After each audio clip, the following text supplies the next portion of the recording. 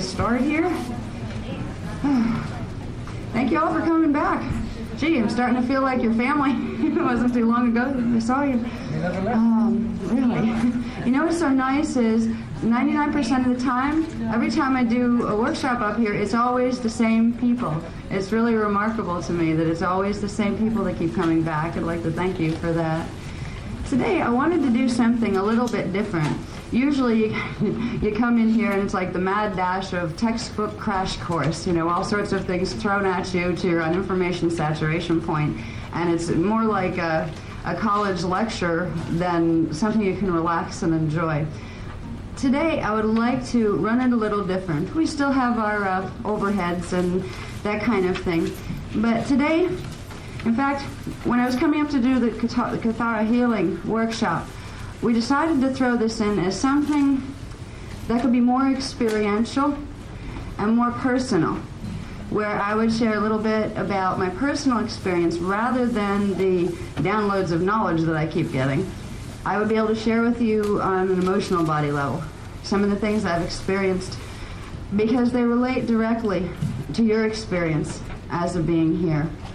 I've had a rather unique life experience this time around, and the only significance in that is that it illustrates what every one of you are capable of experiencing, and it demonstrates that what we are taught in our world as far as the nature of reality and the nature of ourselves is very much erroneous. I was very fortunate in the life path that I had this time around because I was able to reclaim my eternal self. I'm very fortunate to have my incarnational memory open and to understand that that's a simultaneous phenomena of parts of myself in different space-time vectors doing their thing. These abilities aren't unique to me.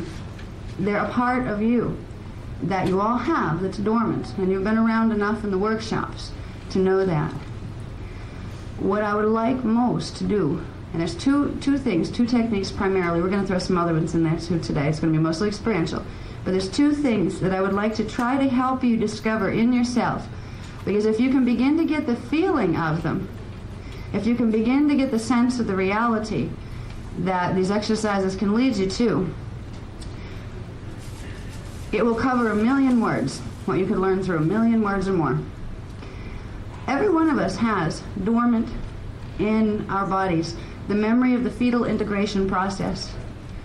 When our consciousness in this life entered the frequency wave spectra that would become our manifest body here, that memory is available if you know where to look for it. One of the exercises we're going to do today is to go to the body area where that original memory of integration is stored. And we're going to try to stimulate that memory into activation. Because if you can start to even feel the emotional qualities associated with the fetal integration process, you will start to feel very intensely the eternal reality of yourself. It will not be a belief anymore that you came from elsewhere here. It will be a certainty and an absolute knowing. Once you realize and fully feel it emotionally that we came from elsewhere, that our consciousness is not at all dependent upon its connection to a body pattern, you begin to expand into the real eternal nature of your being. A lot of us come to spiritual seeking type paradigms to try to get us back to that knowing. We're coming to help ourselves remember, because somewhere in there that memory is driving us forward. Because if we can remember it, believe me, it makes a huge amount of difference. Because all of a sudden you don't perceive yourself anymore as a little self that's defined by the contours of society or what your parents told you or what your socioeconomic status is. All of a sudden those things become completely and totally irrelevant. And you start to feel, not only see, the big picture. In a lot of the workshops that I do, I'm going to sit down here so I can have more of a conversation with you rather than I'm the teacher, you're the student. I hope you can all see me if I do that. Do you mind if I do that? Okay, it's a little more casual, and I would like to talk with you one-on-one with you, because you are equals with me. I don't need to stand up above you and talk to you over a microphone. I need the microphone so you can hear me. But we're all in this together. We are all eternal beings. And I've been fortunate to have direct experience of what that means. We've worked on in the other workshops, integrating the mental body, getting the rational perspective and the science that would show us in our mental rational facilities how much spirituality made sense. And we've done a good job of that. We've combined physics with spirituality more than just about anybody else out here. There's another level of integration that needs to take place, and that's the integration of the emotional body.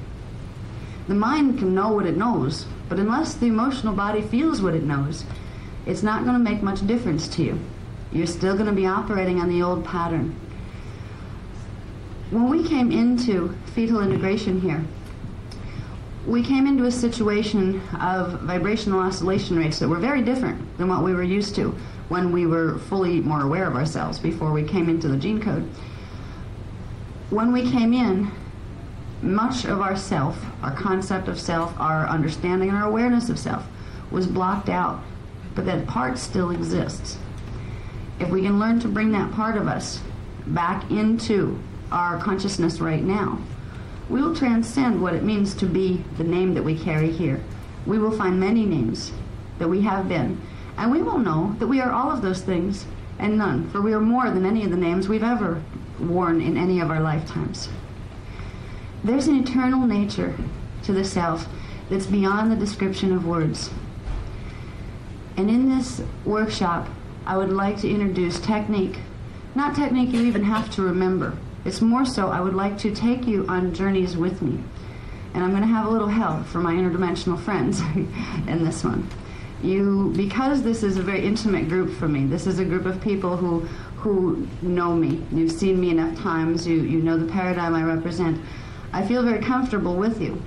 You also know my stance on channeling, because I've talked about it in other workshops. We do not endorse it at all unless you are something called a sealed channel, a Melchizedek sealed channel, because it can be very, very dangerous to you otherwise.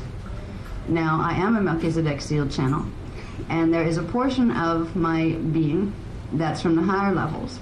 Her name is Azara, and once in a while she comes through with the meditations, and if you hear a little accent in my voice, you'll know she's present and helping out. She has asked me to allow her an opportunity to speak with you today. Now, we don't usually do this in public. We're not going to get billed as a public channel, that kind of thing, because we don't want people out there getting the wrong idea. But you already know enough about channeling and how it can be harmful unless your fields are sealed. So with you, I can share that level of my own higher identity, because she's part of myself on the avatar level. She's a part of my collective. So it's family. She's not going to come in right away, but she's going to lead us through some very interesting exercises and experiential journeys that she hasn't told me about some of them. I know we're going to do the fetal integration exploration. I also know we're going to do something that's kind of neat, which is explore the near-death experience. And we're going to go on one because your body doesn't have to be dead to have a near-death experience. Mm-hmm. You always said that. Well, you were right. We're in a culture that, it's so funny. This group of people is wonderful because you are so advanced compared to your average person running around out there with a PhD that it isn't funny. You may not have PhDs, or maybe you do, but your ability to comprehend and follow the things that we have been talking about progressively and building is just so far advanced compared to what the world out there is functioning on.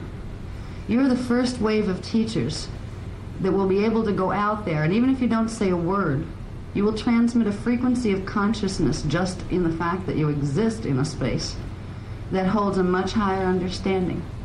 You're the first wave that's going to be able to reclaim your eternal selves.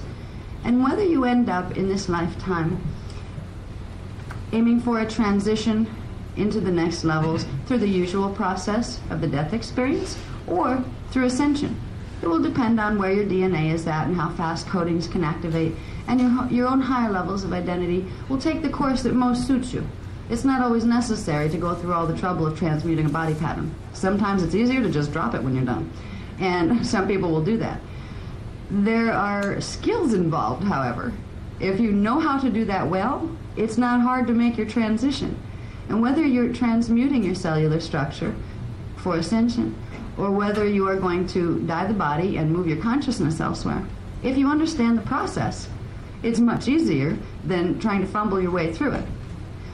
We're in a culture right now that has some really, really, I hate to use the word, but really stupid beliefs about death. First of all, most people are terrified of it, as if it's something unnatural, yet they know it's natural because it happens to everybody. Most people don't know it doesn't have to happen, and the ones that are taking Cathara healing are starting to get to know that, and hopefully we'll be able to not even have to do the death experience this time. But if we do, if we can learn to re-perceive it as something that's not frightening, we already know on a conscious mental level, we've talked about it enough in these workshops, we're going on. We know we're not just going to, okay, the body's gone, so are we. Is there anybody in this room that still feels that they're going to be gone? All right, I didn't think so. I'm glad, because that means that the teachings are working. You all know that you're going to go someplace after the experience of transitioning. But we haven't talked much about what that experience is, and it's very much connected to the fetal integration process. Because really what both processes are moving your consciousness from one space into another, vibrationally speaking. It's a continuity of the eternal self. But while we're here, we get so caught up in a societal system that teaches us that we are finite. That, science that is telling us, well, consciousness is the byproduct of the body and the chemical interactions with the body parts, they're so far from understanding. They don't want to understand, because it would make them change their paradigm. And the things that they are teaching right now, teaching to our children as they go through school, teaching and building their societies upon, all of that would have to change if they acknowledge the truth. This is a group of people who are going to have exposure to the truth, and you're going to be able to find some parts of it in yourself. When you realize that you can initiate a near-death experience, you can initiate a spiritual epiphany, you can initiate angelic contact, those kind of things. It doesn't become a big deal anymore. If you watch the news or some of the shows they have on TV these days, they make a real big deal about, wow, somebody was saved by an angel, like, wow, angels might exist. When we start to reclaim our multidimensional self, it's going to be like, yeah, no big deal. Well, hopefully they were a good angel, because we also know that angels aren't necessarily balanced individuals. It depends on where they're coming from. When we explore the eternal aspects of our being, it's a sensed experience. And I'm hoping with the exercises that we go through, that we can begin to get a sense of that eternal nature and bring it into the room with us. And what I'm hoping too, I was given some information about the particular group of people who keep coming back here. There's a reason. We've done this before. And there's some others that have come in, they float in and out, that are sometimes part of the group. They've done this before with us. This particular group of people knows each other on the higher levels. We have come in before as a team of information bringers, as systems busters, as educational consultants. We are part of the Melchizedek cloister families, and there are various families of consciousness within that larger family. But this particular group, I have been told, are all affiliated with the speakers of the eternal flames. They are either the gold flames, the violet flames, or the blue flames.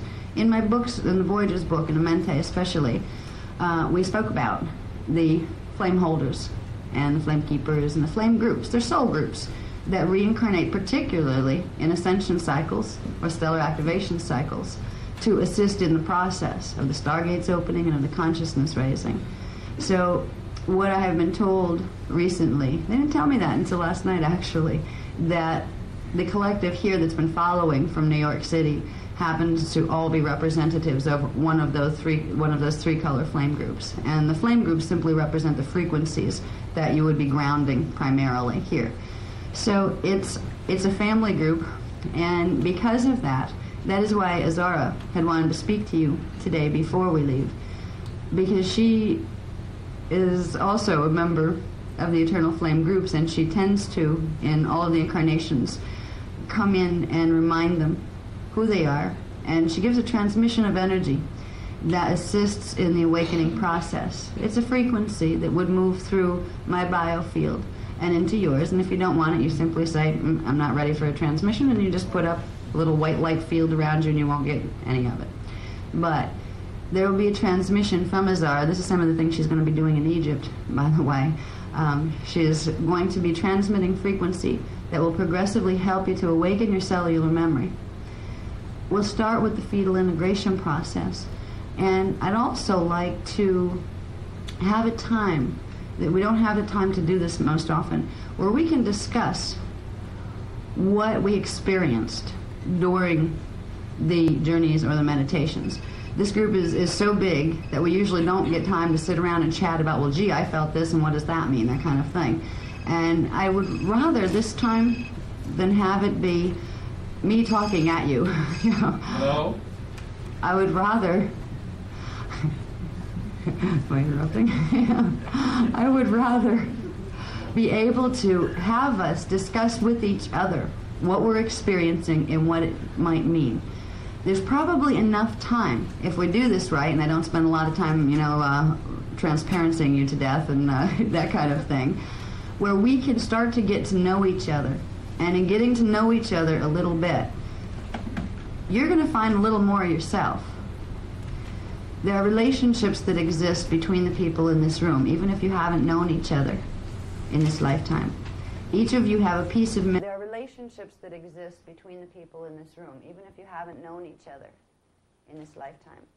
Each of you have a piece of memory that goes with the last stellar activation cycle. And each of you has a memory imprint that has served as the core from that cycle onward, over which all of your karmic pattern has manifested. We all have a point of entry into this harmonic universe to begin with. In that point of entry, the experiences we have will set the holographic template for the rest of our experiences within that harmonic. I'm told that every one of us here were connected to the original point in time that was known as the Temple Wars. The Temple Wars took place 216 years ago and a little bit before, when there were some major problems with the cloister races on the planet. The root races weren't here yet.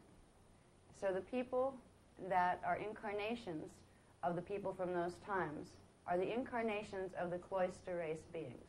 The cloister race beings, as some of you probably remember, are those who had the DNA imprint of whatever root race strand they came in with, but also with strands 7 through 12 in dormant form so they could activate it.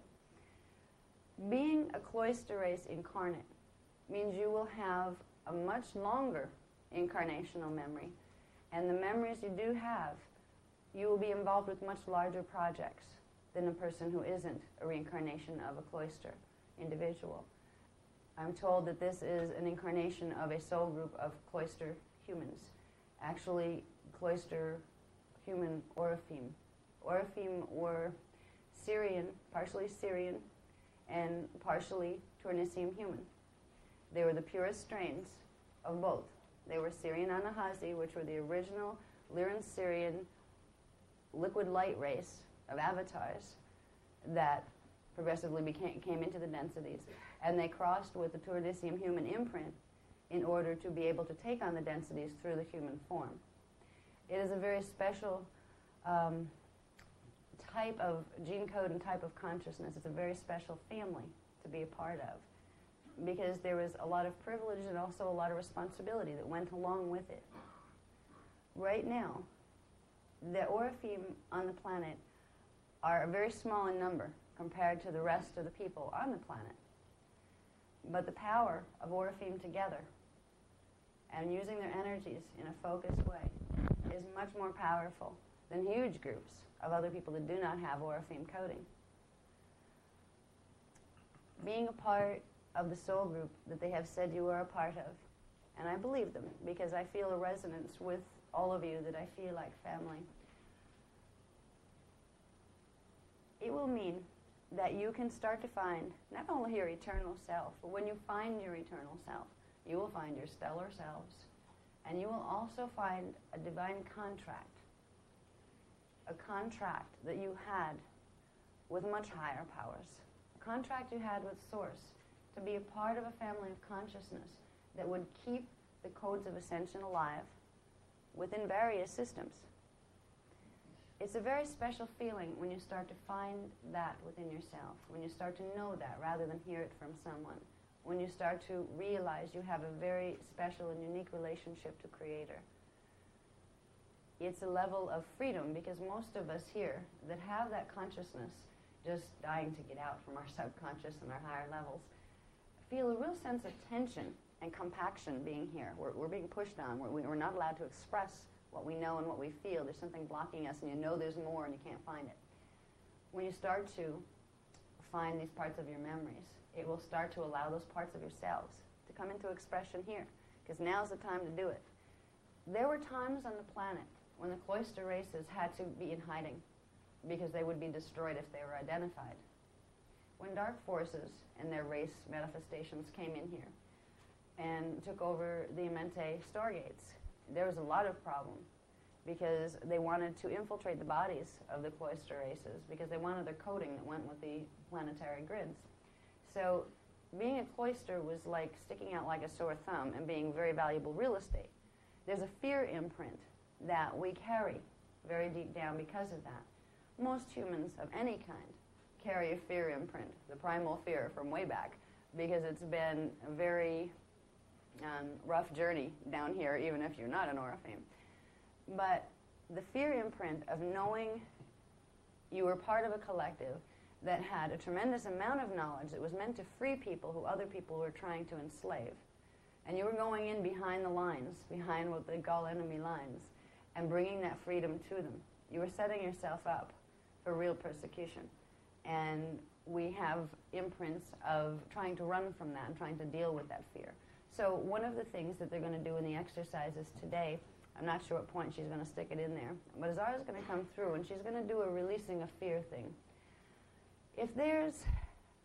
When we do these exercises, the idea here is to get in touch with the emotional body, because the emotional body is what we've had to block and turn off, so we didn't feel these things. We're not going to get our memories back until we allow the emotional imprint of the memory to come back too. So when you start working with the energies here, you may find tears. You may find fear coming up. You may find a release coming up. Behind it, you'll find joy. I will tell you, if you start to feel a rumbling and you start to feel your chakras in here kind of going, oh, God, no, I'm losing control. You know, I've got to keep that down. I'm not going to react that way. I'm above that. You know, that kind of thing. Notice that, because that has been your defense mechanism. And it was needed before. But if you want to get your eternal self back now, you need to let that energy come out. And we need to establish a trust between us here in this room. There's quite a few people here. It's a big group. It's not a little, 10 people sitting around deciding they're going to be friends. No, it's probably more like 60, maybe 70 people sitting around deciding that we're going to be friends. And whatever goes down in this room, let us care enough about each other to leave it here and to respect it as sacred. If you see the person sitting next to you crying, don't you dare look at them with an attitude of like, well, I'm not that moved. Because somewhere in there you should be. And if you can't be moved and you can't feel, they're actually ahead of the game. We need to look at each other in this room because of the sacred trust of the information we've progressively shared as we move along. As a sort of ragtag family from the universe that's coming together to help each other heal so we can do what we came to do here, which was to help the planet and its people to heal. When we begin to release the fear imprint, this is going to be something later taught in more detail in Kathara Healing Level 2 or 3. They haven't told me. But it's about flipping over the miasmic imprint from the Kathara level. It's a technique I've been waiting and waiting for them to give me because I wanted to use it. But they told me that you have to reach a certain level of oscillation in your body before you can do it, or you really just kind of wipe yourself out and your hologram goes crazy and you purge all over the place and you make yourself sick and you lose your job, your wife, your house, those kind of things. So they don't let you have these techniques until you reach a level where the grid is, your holographic grid is already stable enough so you're not going to blow up your life to put it back together again. Progressively coming to the workshops has allowed us to step up, slowly step up our frequency.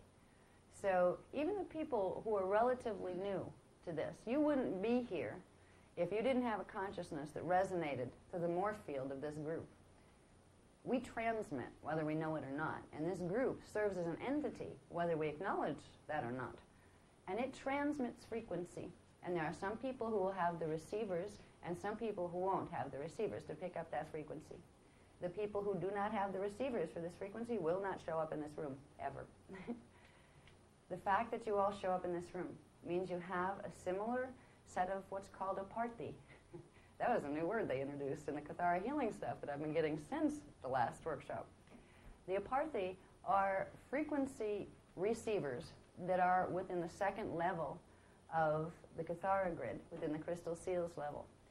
They draw in frequency and they modulate frequency. And they're responsible, actually, for us seeing certain frequencies and not others, which allows us to see space between objects rather than a solid unified field that's really there. By modulating frequency and blocking out some, right here there's frequency that our aparthi are blocking out. So we perceive nothing there. It gives us the illusion of space within the hologram. Now, we'll get into more of that when we get into, some of this is going to be sent to you in the supplements for the Kathara Level 1. The important thing to know about the aparthi right now is that they have brought us together. If we didn't have those same type of receivers in our morphogenetic structure, we wouldn't be sitting in the room. And that goes for any group of people. Imagine what's happening at like a Mets game or something. There's a lot of people with a lot of receptors that are pulling in the exact same frequency. This group is pulling in a higher frequency. We need to be able to unwind a little with each other and allow each other the space to do whatever the healing is that's necessary. If we can generate in ourselves through the exercises that will be given and through the frequency transmissions that Azara will send through today, if you can feel, allow it to happen. Don't be embarrassed because you're in a group, a public group. Let's for a little while not look at this as public. Let's look at this as a regathering of some very, very old friends and family that are here to help each other heal. If you can't feel an emotional response to the transmissions, there's a blockage. Because these transmissions that will be given by Azara are meant to release the emotional body seals. So if you find you cannot respond with emotion, there is something that needs to be worked on, that's all. But realize the appropriate response to the frequencies that will be transmitted is feeling. So those of you who feel, I need to let that out, feel free and safe to do so. This is part of the healing. We're going to do something called flipping over the miasmic grid somewhere during this session. I don't know the sequence yet. It'll be revealed as we move along. It's kind of live, live from above.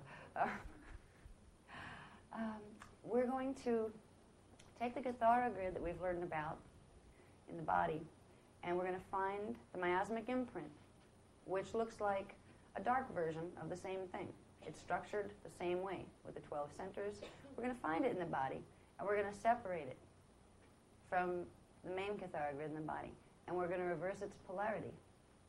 This is a technique I don't even know yet, so it's going to come through live, and you'll probably hear it before me, because a lot of times I usually will not do trans-channel, simply because it stresses the body out, and it's really not necessary. But once in a while, some of the other parts of my avatar collective like to communicate with people here. And with Azara, our coding is very similar, so she doesn't do a lot of damage.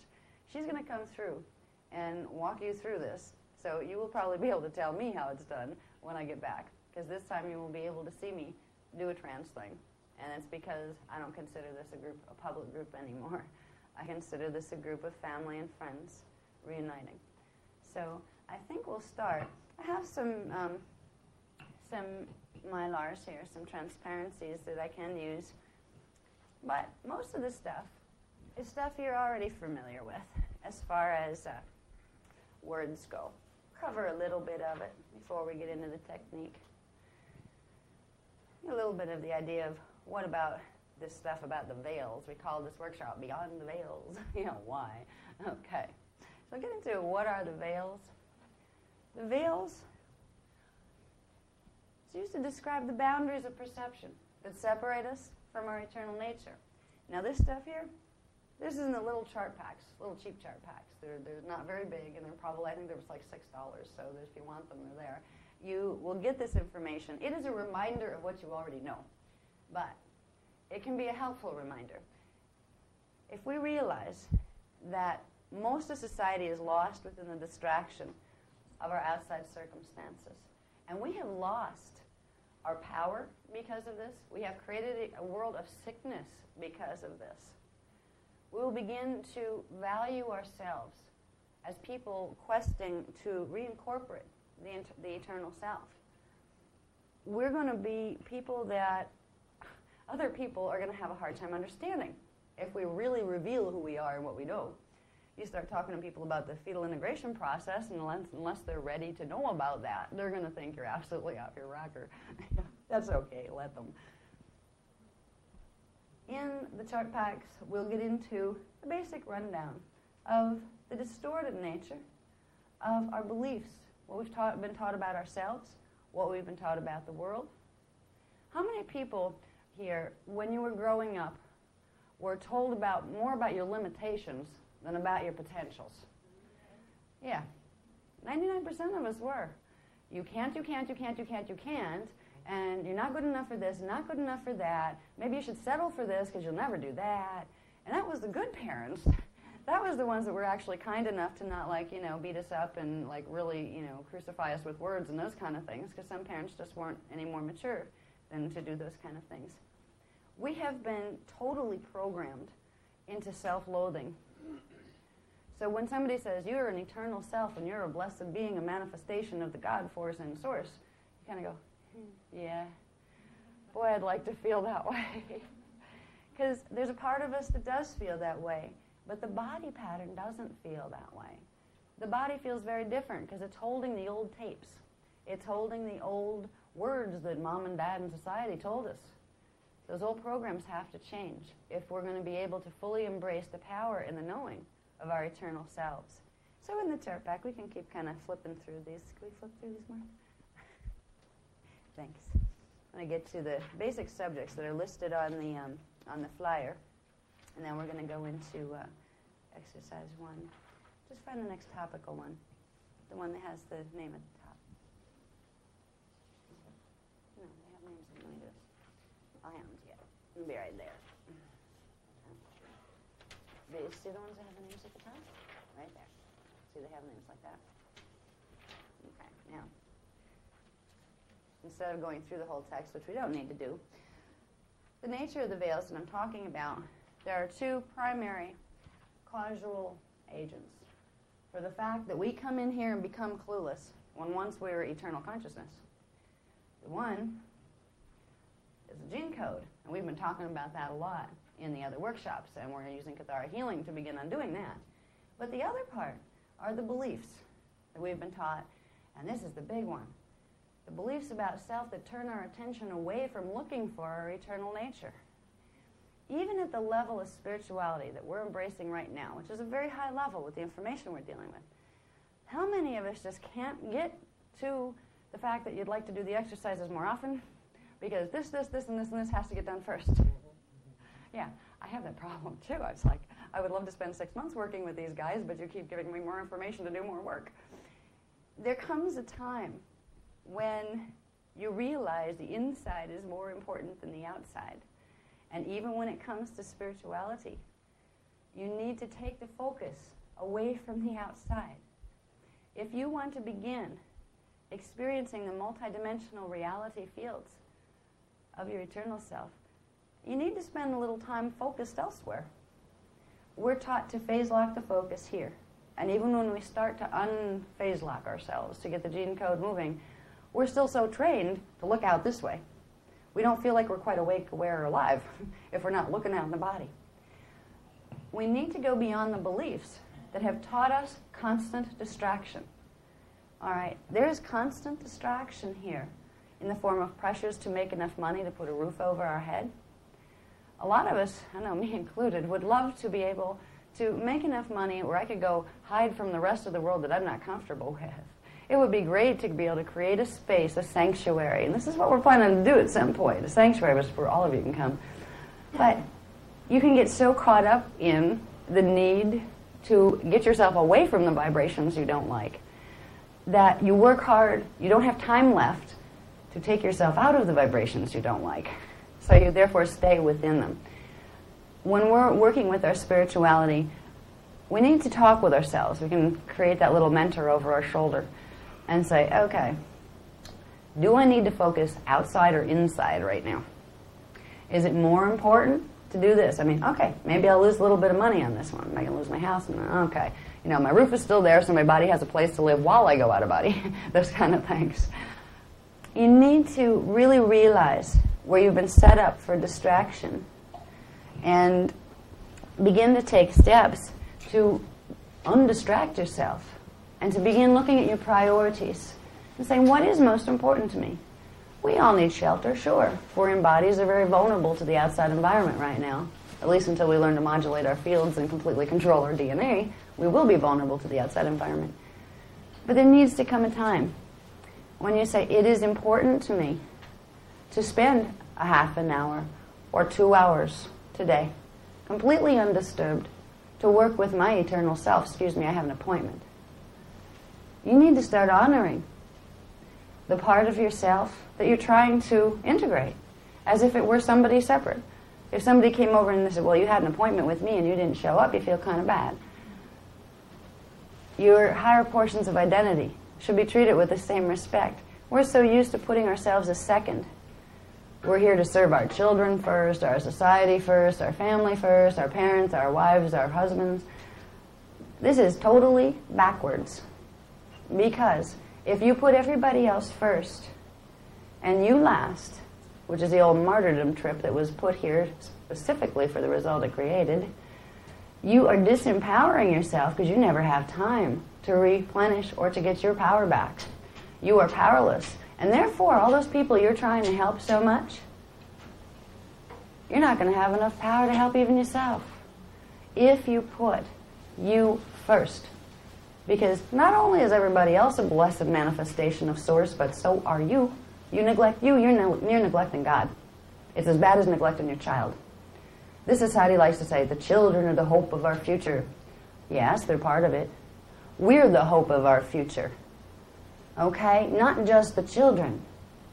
We are children of our own consciousness that we need to raise and we need to nurture because we have not been nurtured.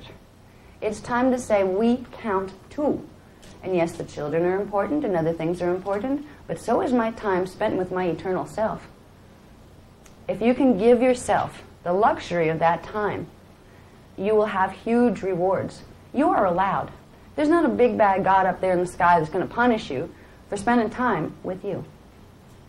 We were taught these things. A lot of the beliefs we were taught through religions from the past have been really distorted by various forces, particularly the hands of men who wanted to control other people. We're taught to rely on external authority, on what it says, its interpretations, what it tells us to do. We're taught that to go inward is a scary thing, it must be big bad stuff in there, and you can't trust yourself, you have to trust the outside authority.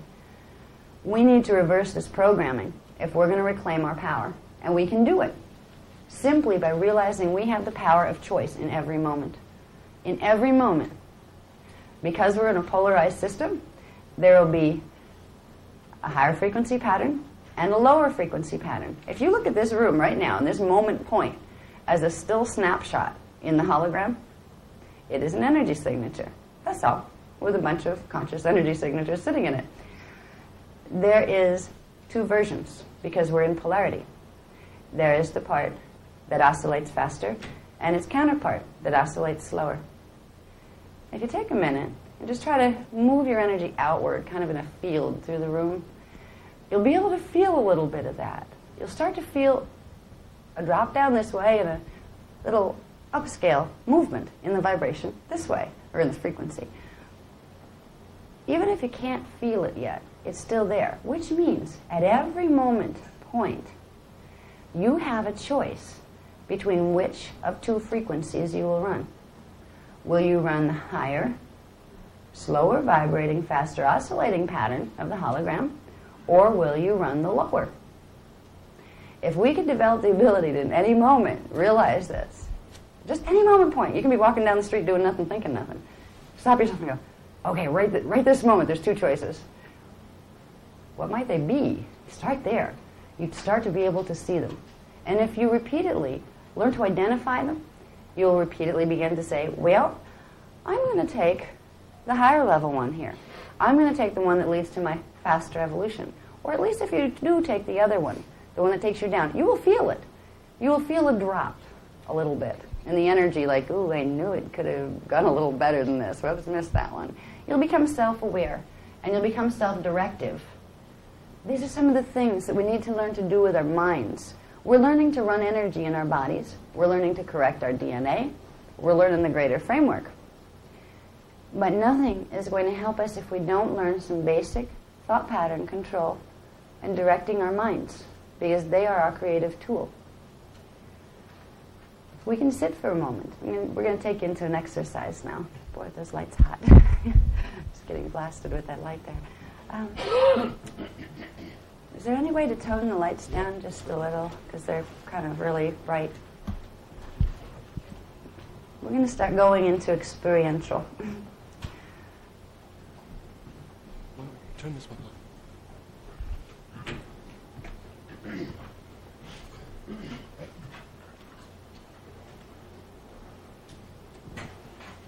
As soon as I get the lights out of my face. Thank you. That helped a lot. Okay. And I do believe you're going to get your first introduction to Azara. So it's not some, big dramatic, head goes back, strange sounds come out and like, bang, there's an entity there. We're much more subtle than that. We just kind of shift and all of a sudden I have an accent. And all of a sudden when I come back I won't know what I talked about until I talk to her later. So. Yeah, Azara is coming from, she comes through the 12th dimensional frequencies, but she's part of my Rishi collective in harmonic 5, the 15, 14, and 13. So she's just part of my collective. We all have a Rishi collective. You can learn to, once you get your field sealed, where you don't have to worry about anything else messing with you, you can channel your own family from the higher levels. Family's okay, because you already have the coding within the DNA and within the body pattern, where it's not going to harm you to move part of your own Gestalt awareness into yourself. But the parts, there are levels that we haven't gotten into in structure of things, as far as how the Rishi creates levels of avatars, and they create levels of oversouls, and then every oversoul creates 12 souls, and every soul creates 12 incarnates. It's a big family we're dealing with here. And not all of us have the same pathway as far as who is whose incarnation. It's more like, with Azara, she's more like a cousin than a sister would be, incarnationally speaking. All right, she's not of my direct soul matrix. It's several levels up before we have the connection. But she's still part of my soul family, or my greater soul family. So Azara is a neat perspective, because the last time she was in manifestation was a very long time ago, as far as her moment points and memories of where she left manifestation from. She became an ascended master and just stayed up there. I came back down, but she decided to stay. And she communicates with various others. I've actually run into about 9 or 10 different people from different parts of the country who are like, oh, you're in contact with Azara? I've heard of her too. They've heard of her because she does communicate with other people.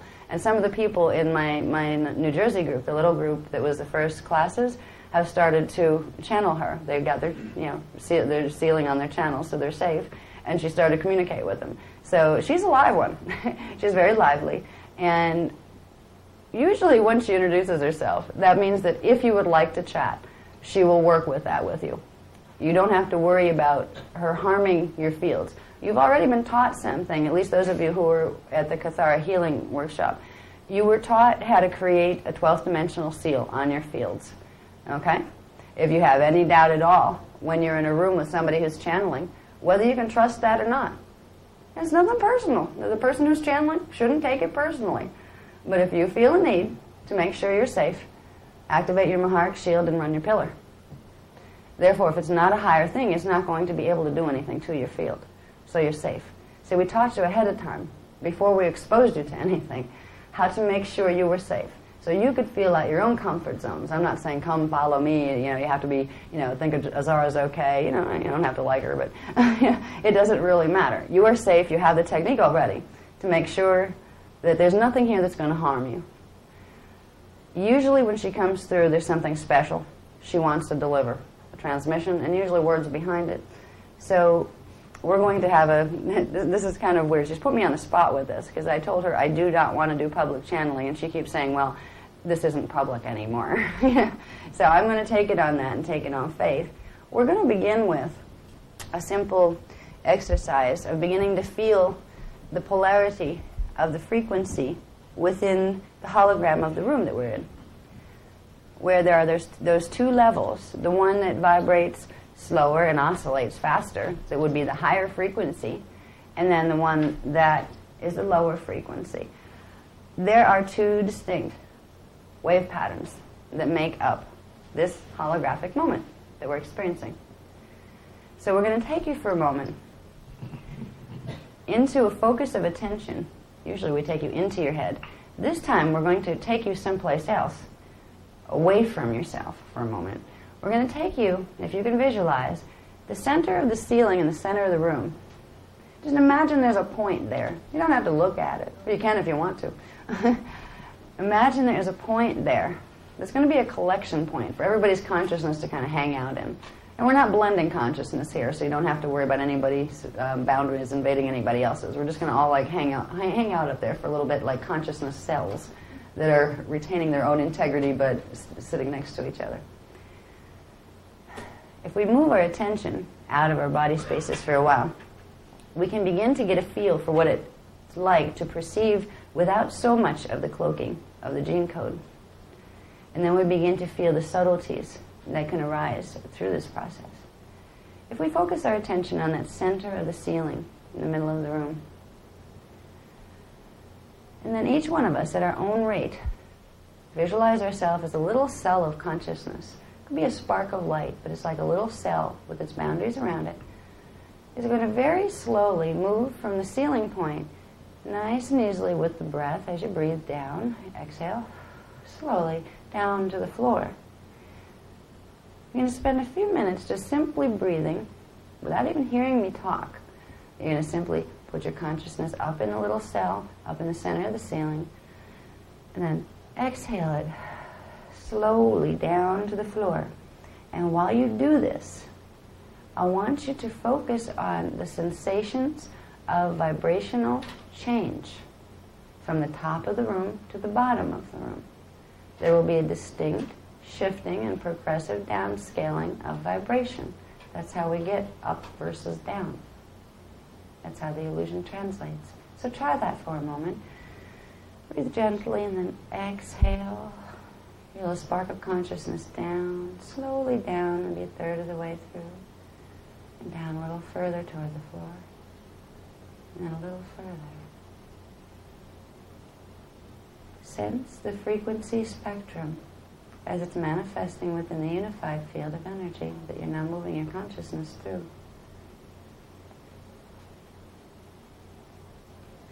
Once you get a little feel for even a little bit of shifting between your focus at the top of the room and your focus at the bottom, and put your focus of attention down on the bottom, on the floor. And this time use the inhale breath to slowly inhale your focus of attention in its little consciousness cell upward toward the ceiling. This time, you're going to scan from the bottom up. You're going to feel the modulation in the frequencies as you move from the bottom up to the top.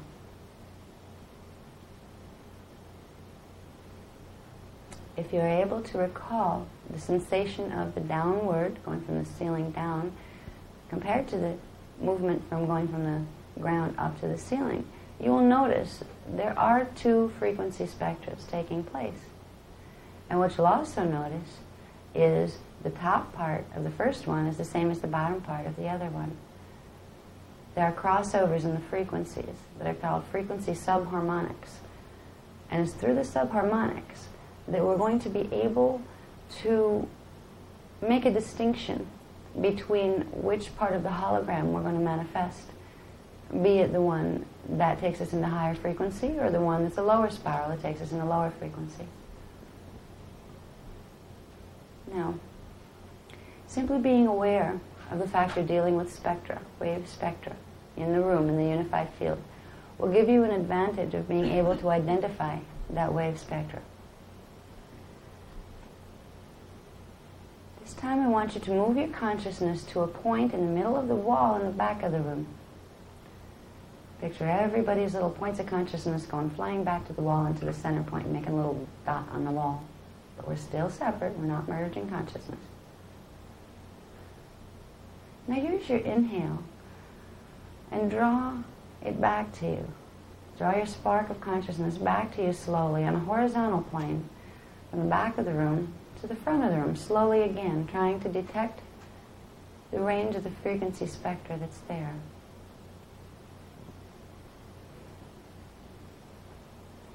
On the horizontal plane, you should notice an oscillation that seems to run through the whole spectrum.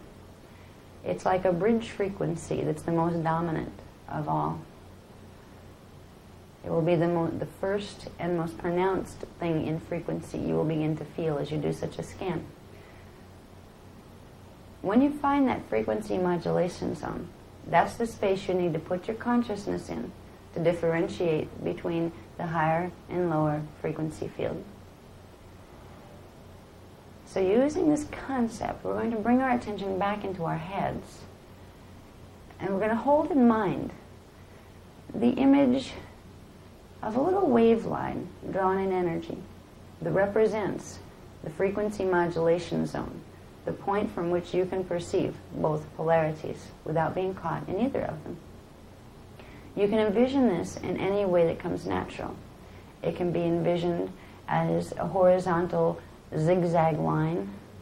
It can be envisioned as a channel, something thicker, like or a ribbon of energy. Let it come to you whatever it should look like for you. But know it's a frequency modulation zone, that if you can learn to run this through your pineal gland, in the center of your head, you'll be able to differentiate between the energy signatures that represent the higher and lower portion of the hologram. So hold your image in mind. Hold the image of your frequency modulation zone in mind, right on the inside of your forehead. And then gently use the breath to bring it back into the pineal gland. Once it enters the pineal gland, position a small dot of white light that represents your consciousness in the center. Try to feel its reality there as if it's surrounded by the encasement of this wave pattern that is the frequency modulation zone.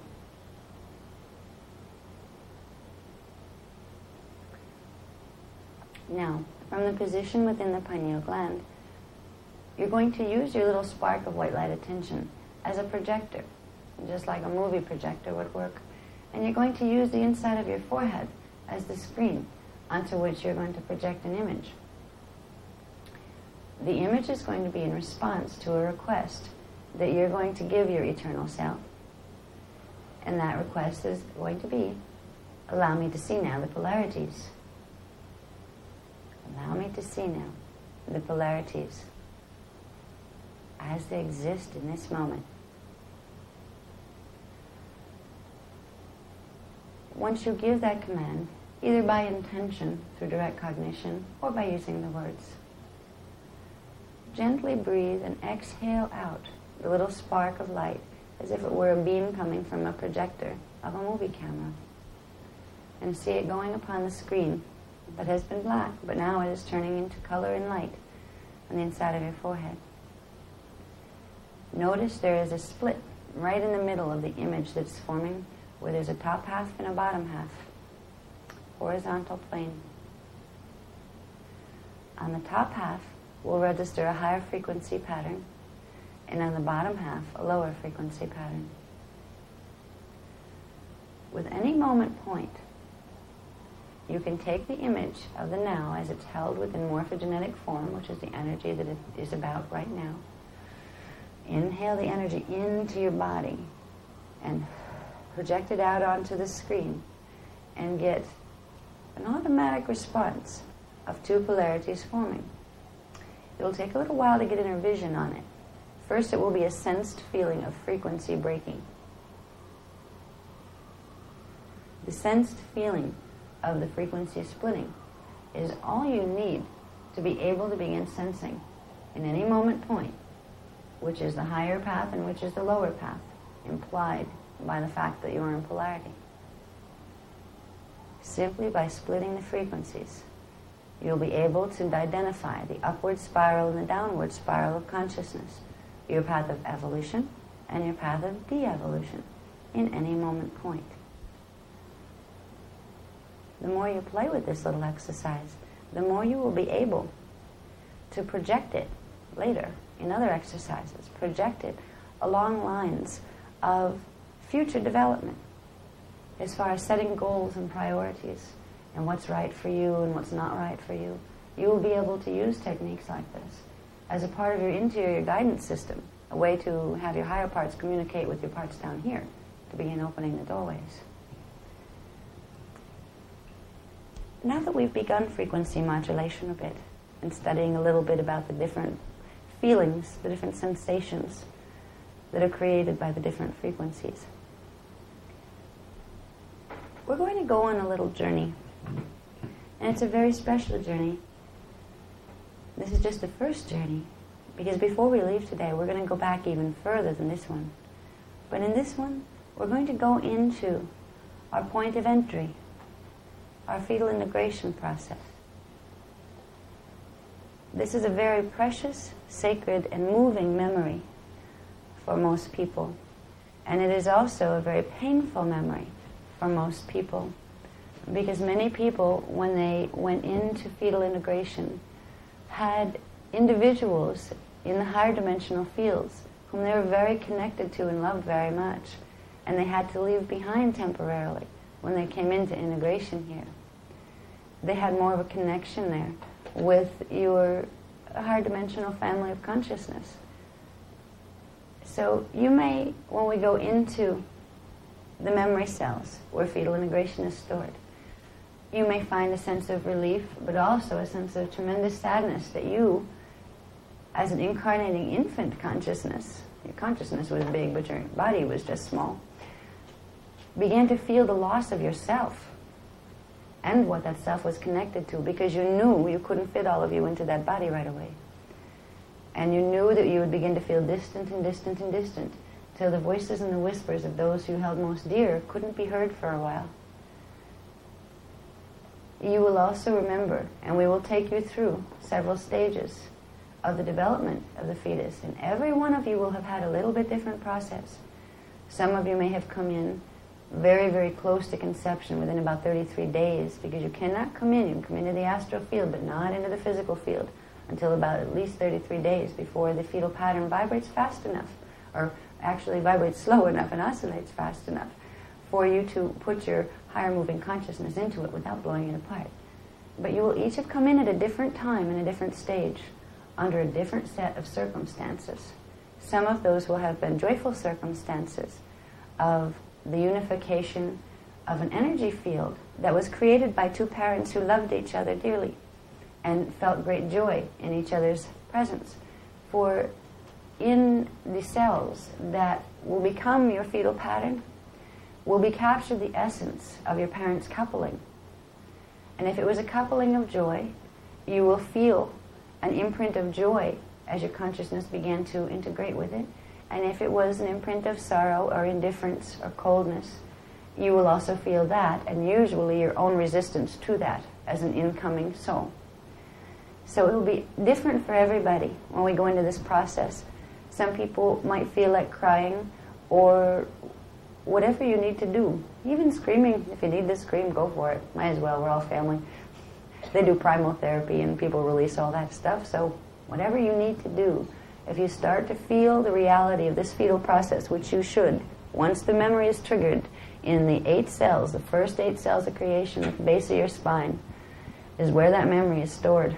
It's stored within the Kundalini spirals that are dormant until you begin activating them. And we're beginning to activate them now.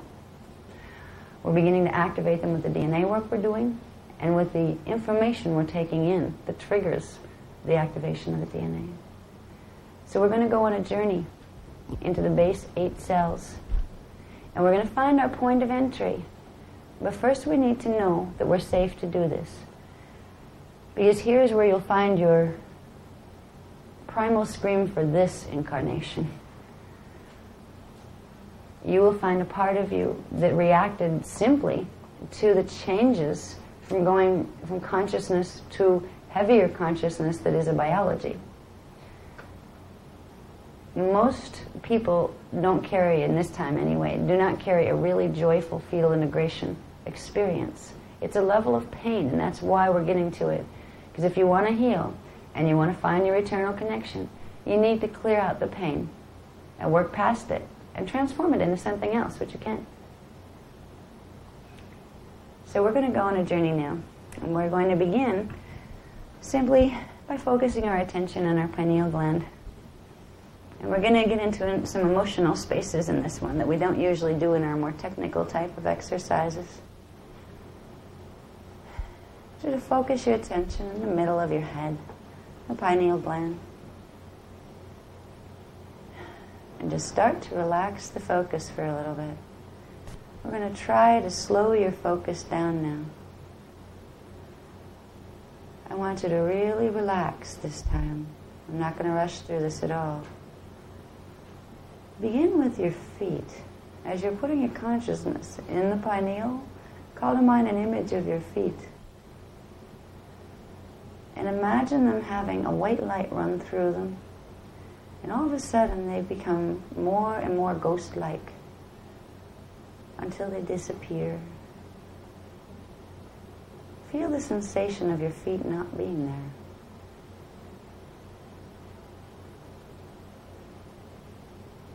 Now call to mind, in the middle of your pineal, the image of your legs. And again, imagine white light running through them. And they get less and less dense. You can feel the lightness coming through them. You can feel the particles spreading out. You can feel them becoming more electric. And suddenly, they fade like a mist that dissipates. And your legs aren't there anymore either. Feel the reality of having no legs there and it being no problem, for you are just consciousness. We'll work up now to the torso. Imagine the white light moving through the entire torso of the body, from the neck all the way down to where the legs are gone. Let it become less and less dense, more and more electrical. Lighter and lighter. Feel the lightness in your body until everything begins to dissipate like a mist, except for one dot of red energy that seems to remain down in the region of the tailbone. Allow that dot to remain there for now, but be aware that it exists. We will now allow our arms to disappear completely. Feel the reality of white light moving through the fingertips, through the hands. Feel it moving between the spaces, between the cells. Feel the light moving through, making things oscillate faster, making things grow less dense. Slow the breathing as you do this. Begin to feel the whole body metabolic rate begin to slow down. It is going into a different cycle. is going into a cycle of soul perception, which will allow you to see things that aren't available to the three-dimensional conscious mind. Nice slow breath. And feel the invisibility of the body parts you've made vanish. You still have your head remaining, and it's time to let that go too.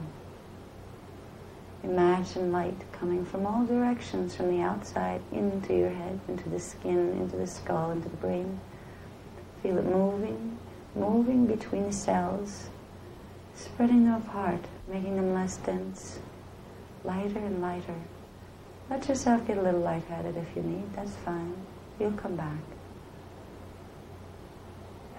Take a sigh of relief. Right now, you don't have a body pattern to deal with. Right now, you are pure consciousness. And from this state, you're now prepared to view, to take an aerial view on the process by which you entered your current manifestation.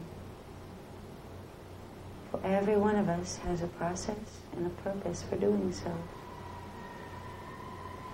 You are consciousness now, and the only thing in your reality field and in your hologram right now is the red dot that you allowed to remain when you made the rest of your body disappear.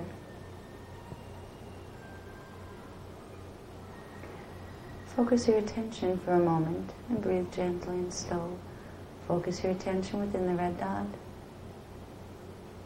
And in there, imagine the image of a three-dimensional Merkaba star, the six-pointed Star of David, but in three-dimensional form, which gives it 2 extra points that pull out to give it dimensionality. So it's truly an 8-pointed star. When it's flat, you don't see the 2 hidden points that would be at the center. Imagine a three-dimensional Merkaba star in the red dot that's connected to the base of your spine. Imagine it begin to spin. Let it spin slowly in rhythm with your slow breath. Slowness is the key here. For through slowness of focus and slowing of breath, you will be able to begin communicating with the portions of yourself that compose your body consciousness. You'll begin to move into alpha brainwave pattern, and even deeper if you like. This is the place where you communicate with your body. And though your body is invisible now, what remains is its original imprinting form, the first 8 cells that form around the original Merkaba that you came in to manifestation on in the fetal integration process. Now, let the image of the Merkaba star disappear and see just the red dot with 8 points moving around at will in whatever organization they choose.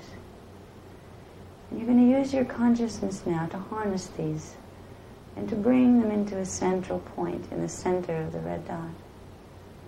We're going to bring them into the center so you can begin to create a focus for reading them.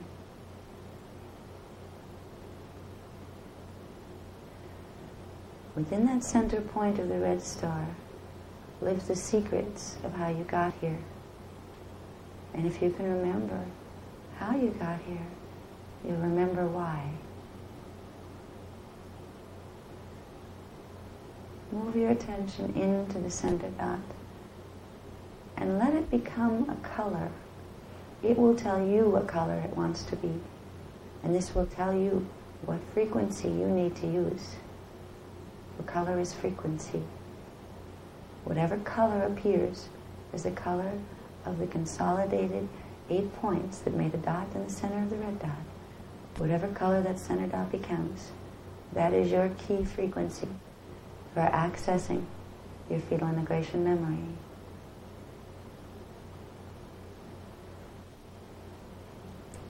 Once you have received your key color, your key frequency, you're going to call to image again within your space that is now just mind. the image of the body. And you're going to remember what it feels like having it sit on the chair. Because now we need to use the frequency that we were given, the color capstone frequency, to open up the Kundalini spiral just enough to allow us to see and feel what our birth experience was about. So we will position a small dot, the color that we were given, within the center dot in the last part of the meditation. Take that frequency and place it directly at the place where the last vertebrae hooks on to the tailbone. And in that space, we will begin to make a band. Use the dot of color as the fixed point, and then from that dot of color, stretch a line or a cord of light, the same color, around and around and around that area of the base of the spine, until you build up a nice ring of frequency that's at least a 1/4 inch thick, where it looks like a fuzzy ring of light around the base of the spine.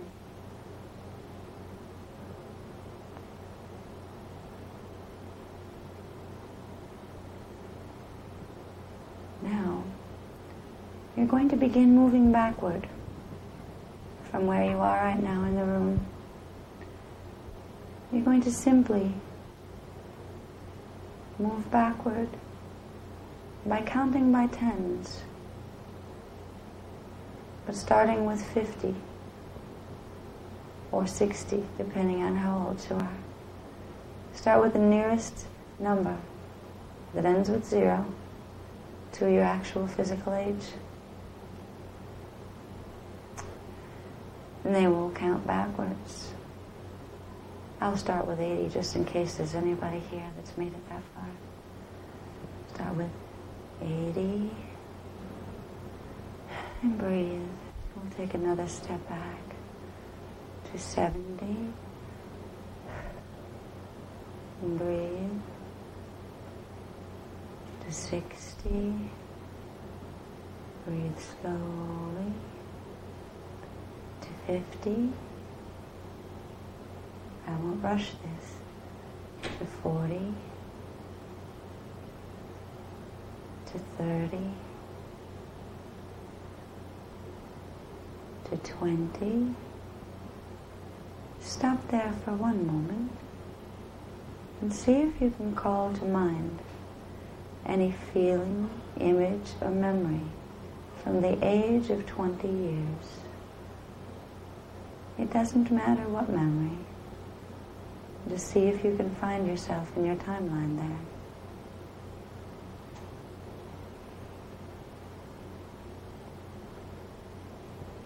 Once you've located a memory imprint, then we can go backward again to age 10.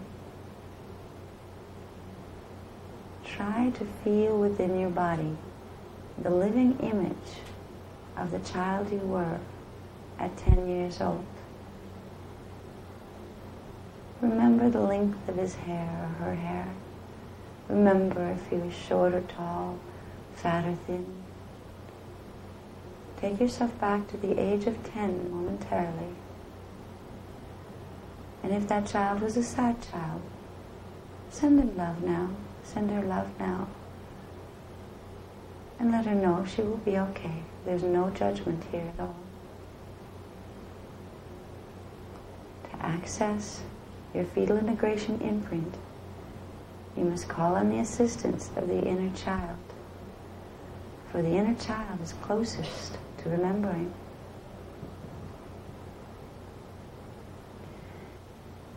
You found yourself around the age of 10. Try to take it back a step further, and this time to the age of 5. Try to remember your first experience, perhaps in a preschool or a kindergarten class. Any little memory of experience will begin to run the line of energy that takes you into that memory imprint. Try to maybe imagine yourself holding your pencil and trying to learn to write, or being scared walking into the classroom the first time. Embrace that 5-year-old child of yourself. Reassure it a bit if it feels insecure. Now, you're going to move back a little bit further.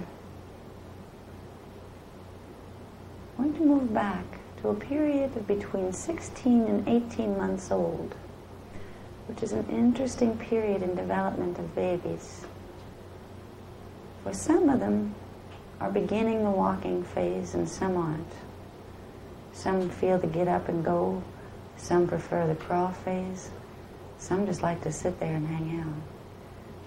And you were one of those once.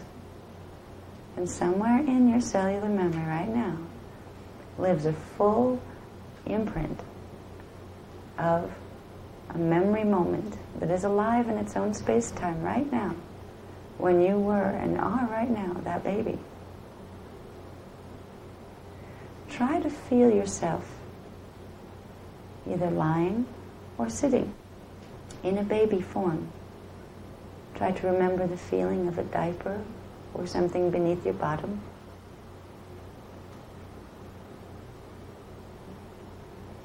Try to feel how your hands didn't quite seem to be connected to you. They seemed to be something from the outside environment that you found fascinating because you could make it stay before you to study. Try to feel the reality now of the baby body, that a part of you right now in this moment is stationed within and always will be. And it's of when we were very, very small and the light spoke to us in direct cognition. Try to take yourself back to a time when you were very small. It could be 16 months, it could be less than that. Take yourself back to a year.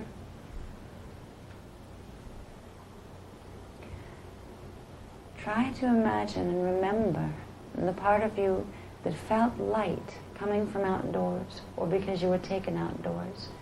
Your first memory of being touched by light from the sun. Somewhere it's in there. For a moment you can move your consciousness gently through your whole body pattern, just to see if you can get a stop point where it kind of hangs up in one part of your body, because that's probably where the memory of the light registered. So scan for a moment, running your consciousness just in a little spiral down through your whole body. Cross the arms, do it in a horizontal way. Cross the arms, down, down.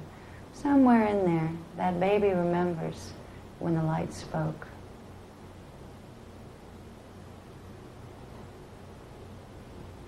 I find it down in my left hip when I look for that memory, but it'll be in a different place for everyone. Once you find an area that the memory seems connected to, put your attention there. And imagine you can go into microvision and go deep, deep, deep into the cells and into their holographic program. And the first thing you'll want to pick up is not a picture or an image or words. It is a feeling. And as soon as you move your consciousness into that area of the body where the first light memory is stored, you should feel a little shudder just kind of burst out of the body. You may need to work with this technique to have that happen, but it usually happens very quickly. If you can find the memory of the first touch of sunlight upon your baby body, there's a little jump, because that's what the baby body felt when the sun began to speak to it through the DNA. Other light spectra don't affect baby bodies like the solar spectra does. The solar spectra is perceived very much as a living presence, a reminder of the places that the baby consciousness used to be. Through the solar light spectra, babies communicate with the rest of themselves that haven't been able to integrate yet.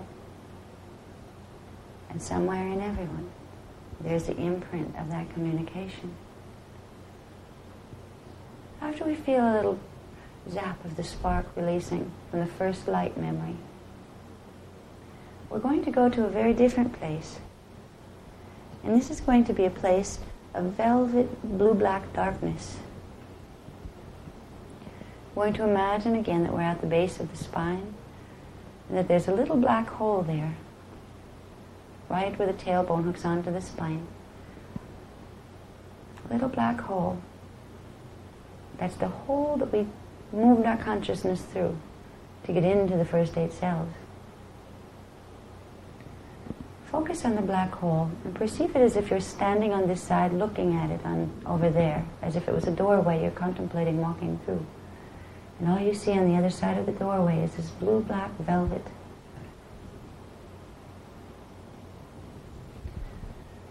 At this point, you're getting ready to reverse the process your consciousness went through when it came into fetal integration. You're getting ready to move yourself through what's called a dyadic point and out into the 4th dimensional fields. Now we can astral project into the 4th dimensional fields, but it's very different than doing it through the dyadic point through which we entered fetal integration. For when we remove ourselves from all of the patterns that this body had carried since that point, we get back to who we were right before we came. We get back to the point before our creation this time. And from that point, we knew why we came. We knew who we were connected to. Every one of us had a team of helpers to help us get in. So we're going to look at this doorway, a little circular doorway that you can go through and into the blue-black area behind. And realize, before we go through, we're crossing a threshold. A threshold that once it's crossed, it will begin to change how you feel and how you think, because you will begin to remember things. So make a decision if you really want to remember and you really want the cellular memory to begin to activate. Because by reversing the birthing process, you will do just that. You will begin to set in motion the process of opening the cellular memory banks for this lifetime. So now, those of you who want to cross can, and those who would rather stay and think about it a while, you may just hang out here and breathe gently. Imagine yourself as a spark of white light. Inhale and exhale, and as you exhale, push yourself through the boundary. Push yourself through the doorway of the dyadic point through which you entered fetal integration. Just feel the reality of the frequency for a moment. For one of the first things you should be able to sense is a modulation area, like we'd felt before in a room scan, and a set of faster moving and slower moving frequency bands. You are sensing the first polarity that you knew in coming into this body. What we're going to do from here is we are going to travel upward through the etheric blue spiral. It's a blue spiral of 5th dimensional frequency combined with 4th, that combines with 3rd dimensional frequencies down at the base. And it comes into connection with the 7th chakra that allows the full consciousness to spiral downward from the higher dimensional fields into the body and into the dyadic point.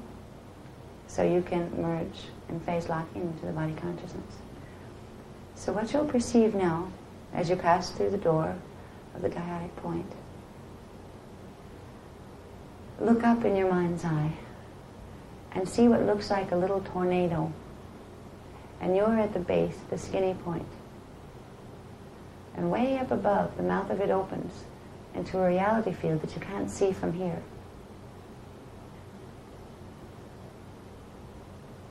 Take your little spark of consciousness and begin moving it upward through the rings of the spiral. Upward. And as you move upward, feel the feeling of the frequency increasing, where you're moving your consciousness into a higher dimensional space. At the top of the spiral, notice that there is a plane that extends out on a horizontal level. It seems to go on endlessly. It's kind of like a blue-black translucent plane within a blue-black field of energy. And you can see this spiral of energy now as more of a bluish-gray spiral that moves downward to dimensions below.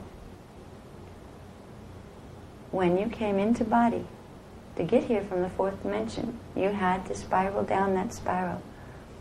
And everywhere in everybody's integration imprint, there's a little bit of a quickening around the heart chakra area.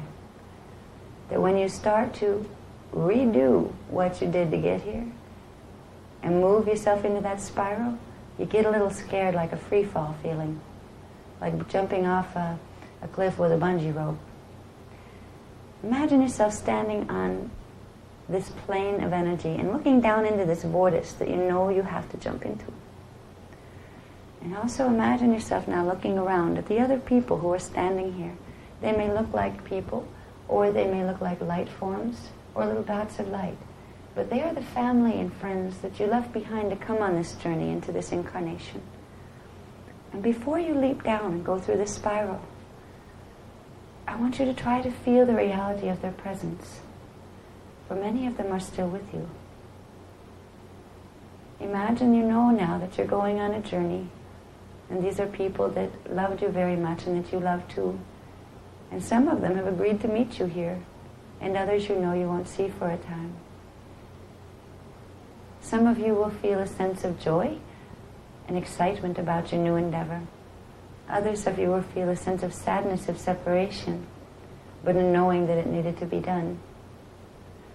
Try to allow the feelings of the separation, your original separation anxiety from your higher parts and your higher family.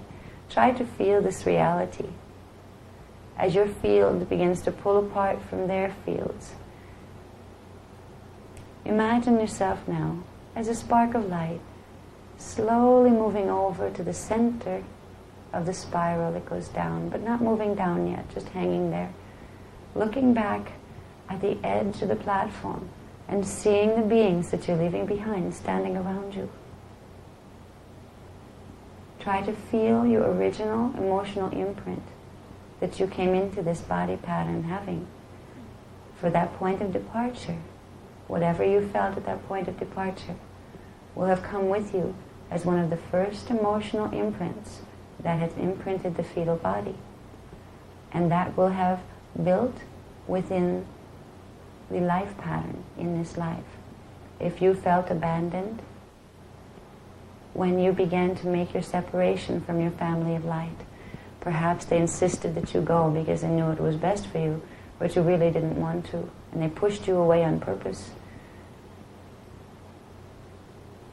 You may feel a sense of abandonment, and if you did, you will bring it with you, and you will repeat the pattern here.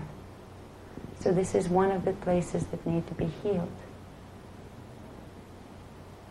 If you felt a sense of terror, knowing you were entering a level of consciousness that had to do with beings that were not as aware as the ones you were used to, particularly as Orifim, knowing you were coming into a reality field, that people could be very harsh within, and that people had forgotten to love each other within.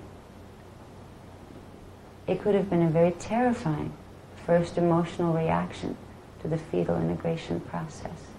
And if it is, you'll feel it around the back of the shoulders.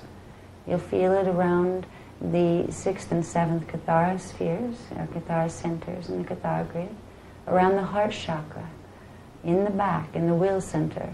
You'll begin to feel it resonating and making you jumpy. And you may want to scream, because some people really want to scream because they really don't like the terror that they know they're going to engage in when they get down here and find themselves separate again. That is another part of the imprint we are going to heal. But first it must be acknowledged.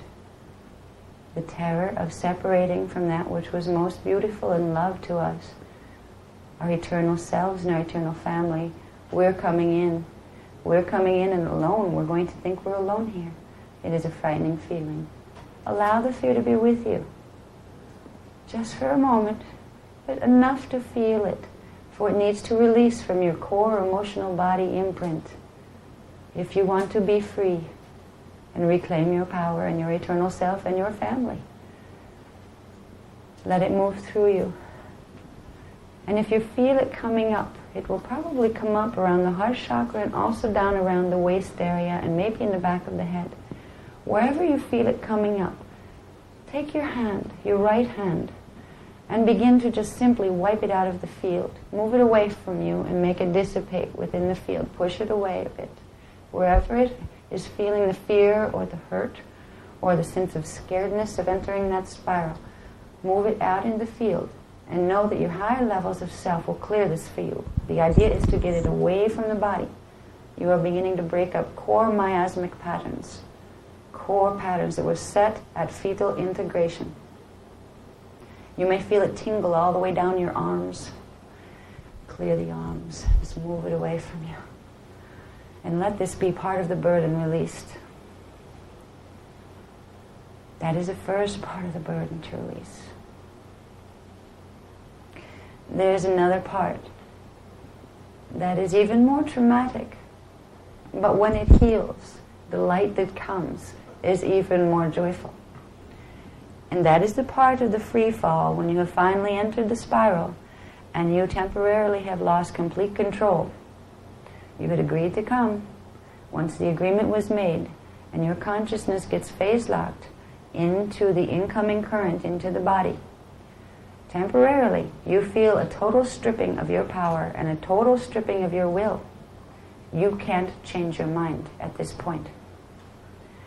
Many people react at this point with utter rebellion. They utterly refuse to be in the body anyway, and they fight it, they fight it, they fight it. They will keep themselves disengaged if they possibly can and hang out in the astral field rather than integrate into the physical body structure. They will make sure that the body doesn't get them. People who have this experience coming into fetal integration will try most of their lifetime to keep themselves separate from their bodies. Their bodies will seem very much like an entity unto themselves. They will feel they have very little control over what the body does inside itself. And they will also feel resentment toward the body. They will feel a hatred toward the body because they are perceiving the body as a captor. And in a way, it definitely is, with the gene codes malfunctioning. So there's an imprint in all of us that has a bit of rebellion against entering the body pattern. And when that is imprinted into the body pattern, it becomes a core pattern of self-loathing, of hating oneself because you are in body, and of hating the body because of the perceived limitations that it means.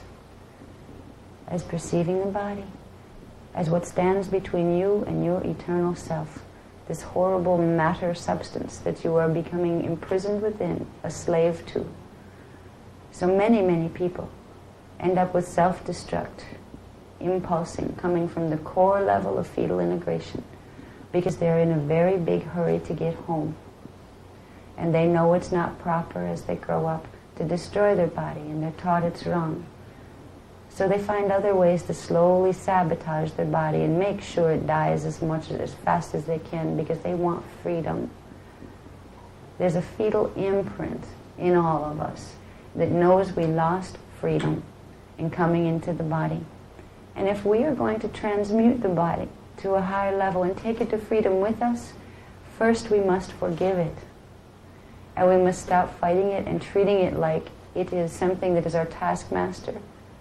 We must realize the body is in pain too, for it is cut off from its higher parts.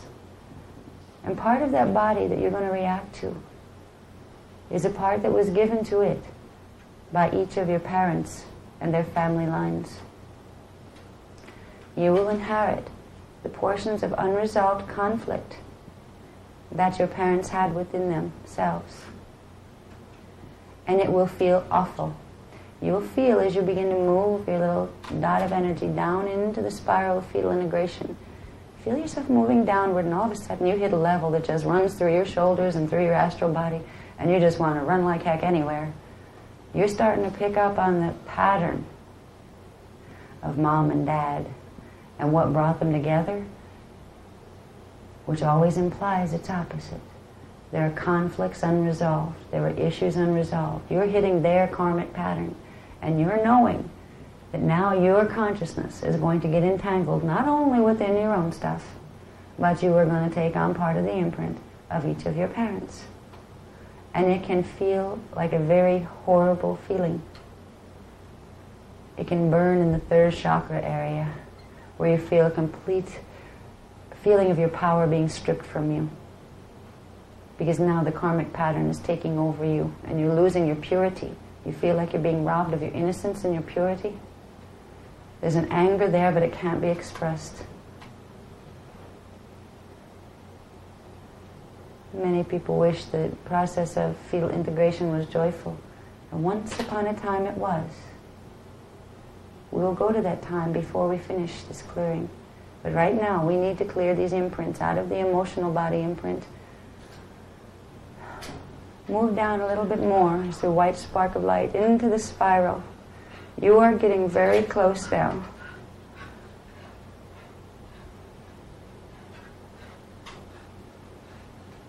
You are getting very close now to the dyadic point where you will enter the first stage cells and where you will spiral through the seventh chakra all the way through into the body pattern. At this point, you've hit your trauma phases, your anger, your resentment, your resistance, your disgust, your terror, and your horrible, horrible sense of growing homesickness. You go to a space just before you hit integration of acceptance, where you release and you just let go. It is a point where your eternal self sends you a little burst of energy to help you get into the body, but also to let you know that you are and will be all right. Try to focus on your consciousness as a little spark right at the tip, the little tiny tip of the spiral that brings you into the dyadic point. And right there, imagine yourself getting zapped with some energy. Make it whatever color spectrum is most comfortable from your eternal self, reassuring you, giving you extra support and energy. You will be okay when you enter this process. Feel that self that had gotten all tied up in the emotion and in the fear. Feel it begin to relax in the knowing that yes, it will be all right, and it is sustained always. The eternal self will never ever leave its side. When it's time to fully stretch out into the body, there will be a feeling more so of acceptance. That communication from the eternal self, for some, will be enough to restore your joy.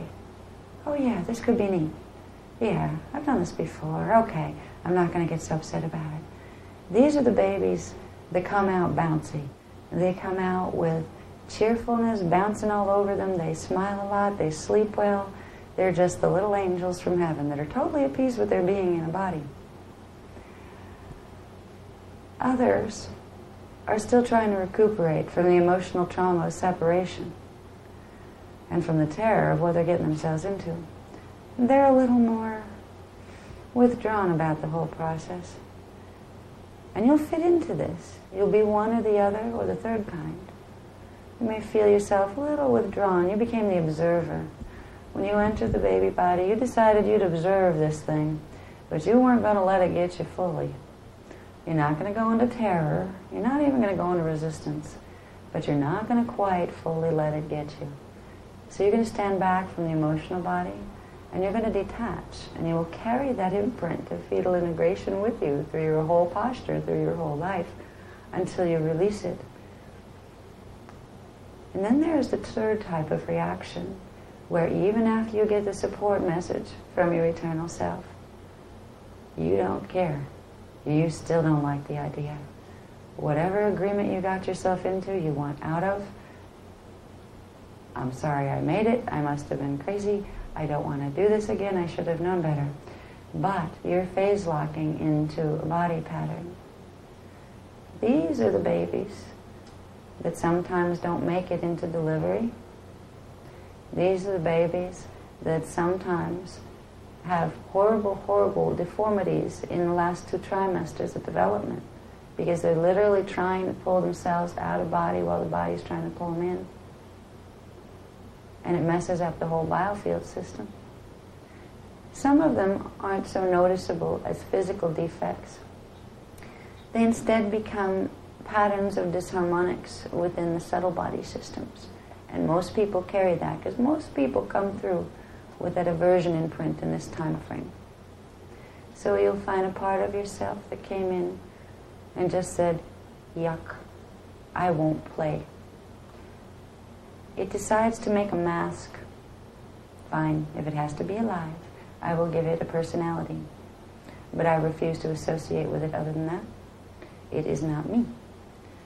When a stance like this is taken, there's a level of detachment that goes far beyond the observer. It goes into the refuser to feeler. It goes into a type of consciousness orientation in the body that can create 2 types of things. It can create a life posture of not being able to connect with anything or anyone deeply because it just hurts too much, so you just refuse to do it. And of course, the fact that you can't connect here only amplifies that original imprint of being so devastated and feeling so homesick for those you loved. So people like that can live in very quiet misery, feeling their own lack of ability to connect. Some of them will even know that they did it. Yet down here, things are scary. People are screwed up. They're not as trustworthy as they are in the higher places. So how can you open yourself?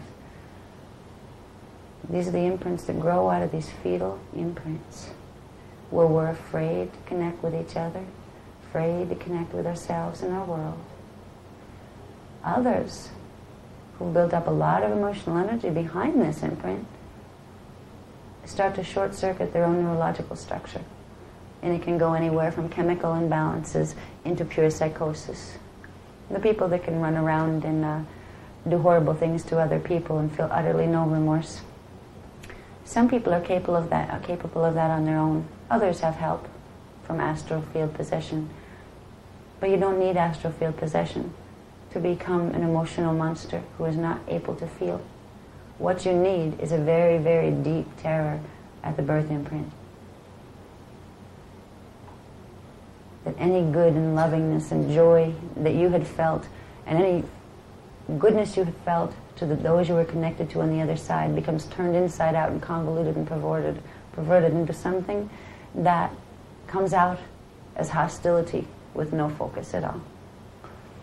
Everybody carries some of these pains. So when we look at mass murderers, psycho killers, rapists, all these people that do horrible things, perhaps we can look at them with a little more compassion if we realize that they have a horrendous birth imprint in there that's really torturing them, and so they torture other people. It can develop compassion in us. For if we can develop compassion toward others with this, we will start to develop compassion for ourselves.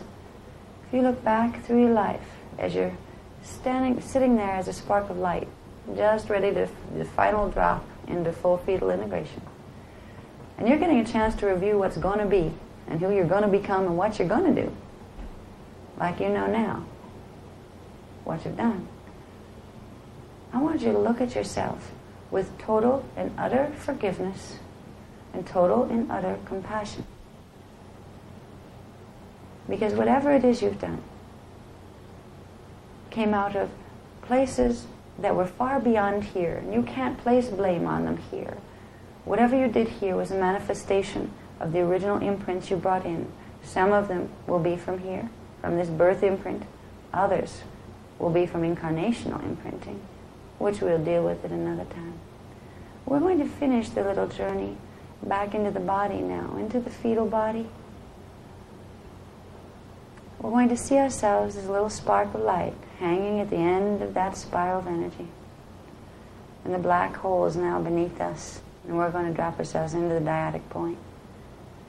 See a nice slow free fall, like everything is going in slow motion as your consciousness enters in a state of acceptance.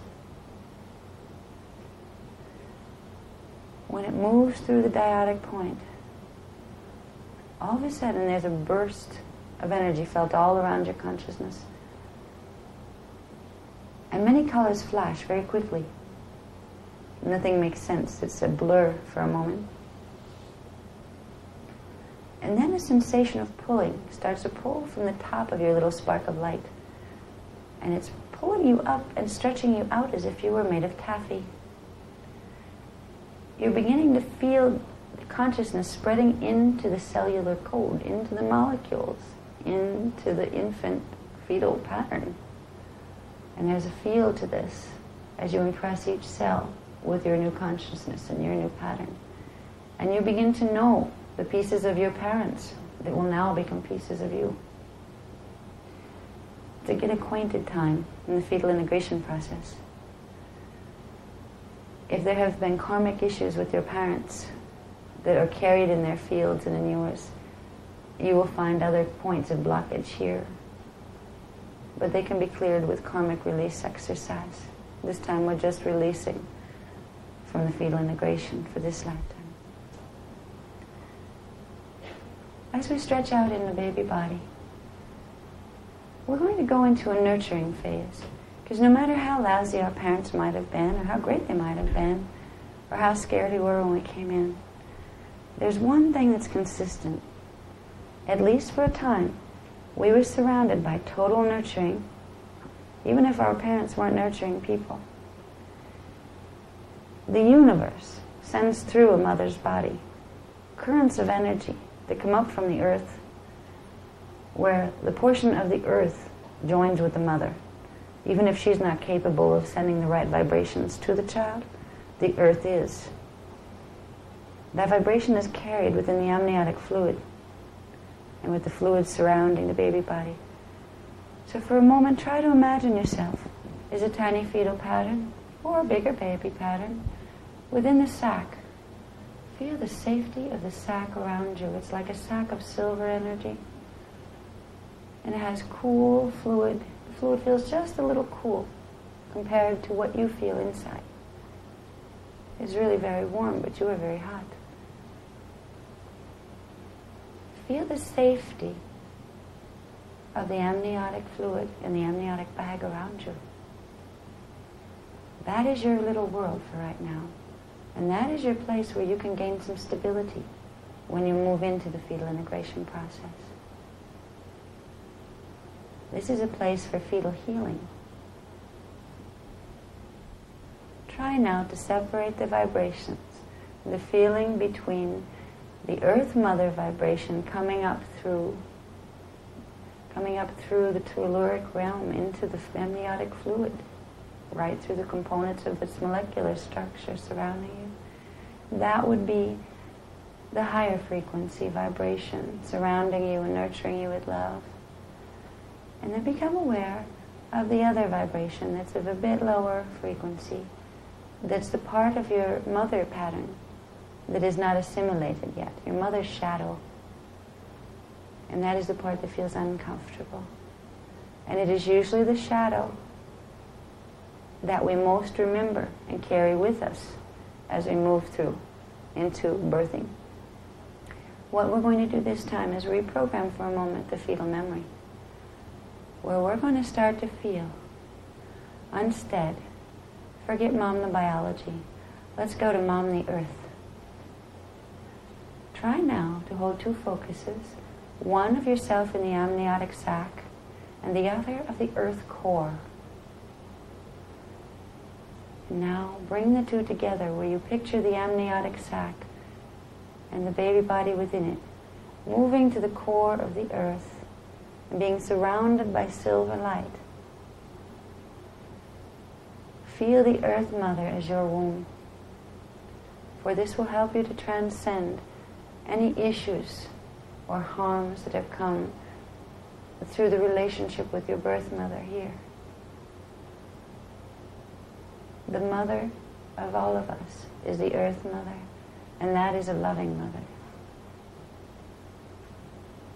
Just breathe in as a little tiny baby body and try to feel what stage you're at right now, because this will give you a clue as to when you got fixated with some of the pain patterns.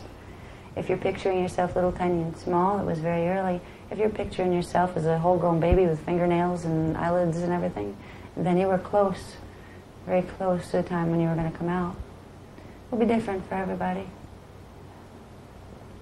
By getting a visual or an impression of the size of the baby body, it will give you a very strong clue as the age of the fetus in which you integrated. It will give you your fetal integration time frame. Some people do not integrate until after the baby body has passed out of the mother's womb. There are literally babies born without souls integrated. They have about 36 hours before the vibration of the tissue of the baby drops so they can't integrate anymore. They hang out in the astral field. The souls hang out in the astral field, making up a decision whether or not they're going to do it. You may have been one of those. If you can find how you came in, start to get in touch with it. You'll know, possibly by the process of elimination. Well, did I come in later? My first impression was like blurry, bright lights in a hospital setting? Or do I first remember the feeling, the rhythm of a heartbeat? Do I remember hanging out in there a long time? You have these memories, and it's time to reclaim them. And now that they've been stimulated and stirred up within your auric fields and within your kundalini spirals, you will start, as you move through your days, to get bits and bits and more of this memory coming through, but only when it's right. It's not going to happen to you in the middle of work where you end up a crying mess on the floor. Your soul and your higher parts and your eternal self will regulate it for you. But what needs to be cleared here, your eternal self will help you to begin clearing, and it will help to show you how you can help clear it. You've made a tremendous leap simply by releasing this imprint right now. Right now, each of you are carrying within your fields the original spark of entry. And in each of your fields, in the fourth dimensional level, you can see an imprint, an overlay of the time frame, the time vector when you did indeed integrate. It is with you now and it is active in your field. You can pull memory from this whenever you command yourself to do so. If you haven't allowed yourself to remember too much in this room, it's because you're still resisting connecting. You're still resisting feeling, particularly in a group of people. You'll want to go home and do it there. Ask for the release there, where you feel more safe. And when you ask for the release of the core trauma of fetal integration, remember to place yourself inside the amniotic sac, inside the true mother of the earth core, who is totally non-judgmental and filled with unconditional love. You will heal by allowing that energy to run through you. You will not heal by holding on to the trapped pain and terror. And you can also, now that you've opened these channels, ask your higher parts to allow you to know who that family was that you left standing on the edge when you jumped into the spiral to take you in. Ask them to let you know who they are, and if there is a name that you can use of any one of them that's willing to communicate with you still and now. There will be one for everyone. Excuse me. We're going to lighten it up now. There's been a lot of emotional energy popping out in the room here. I can feel it up here on the stage.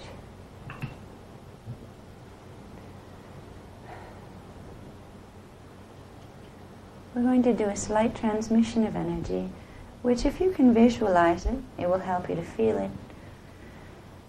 It's going to be transmitted through my field, through the heart chakra, and through all the lower chakras as well.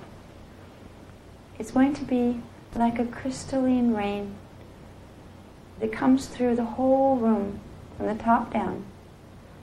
It's a frequency of silver white light, D11, D12 light.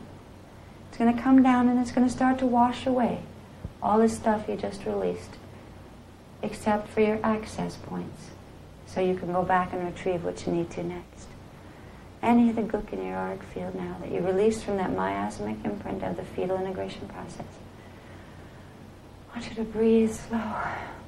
Just inhale and exhale. Several slow, deep breaths, very conscious breaths.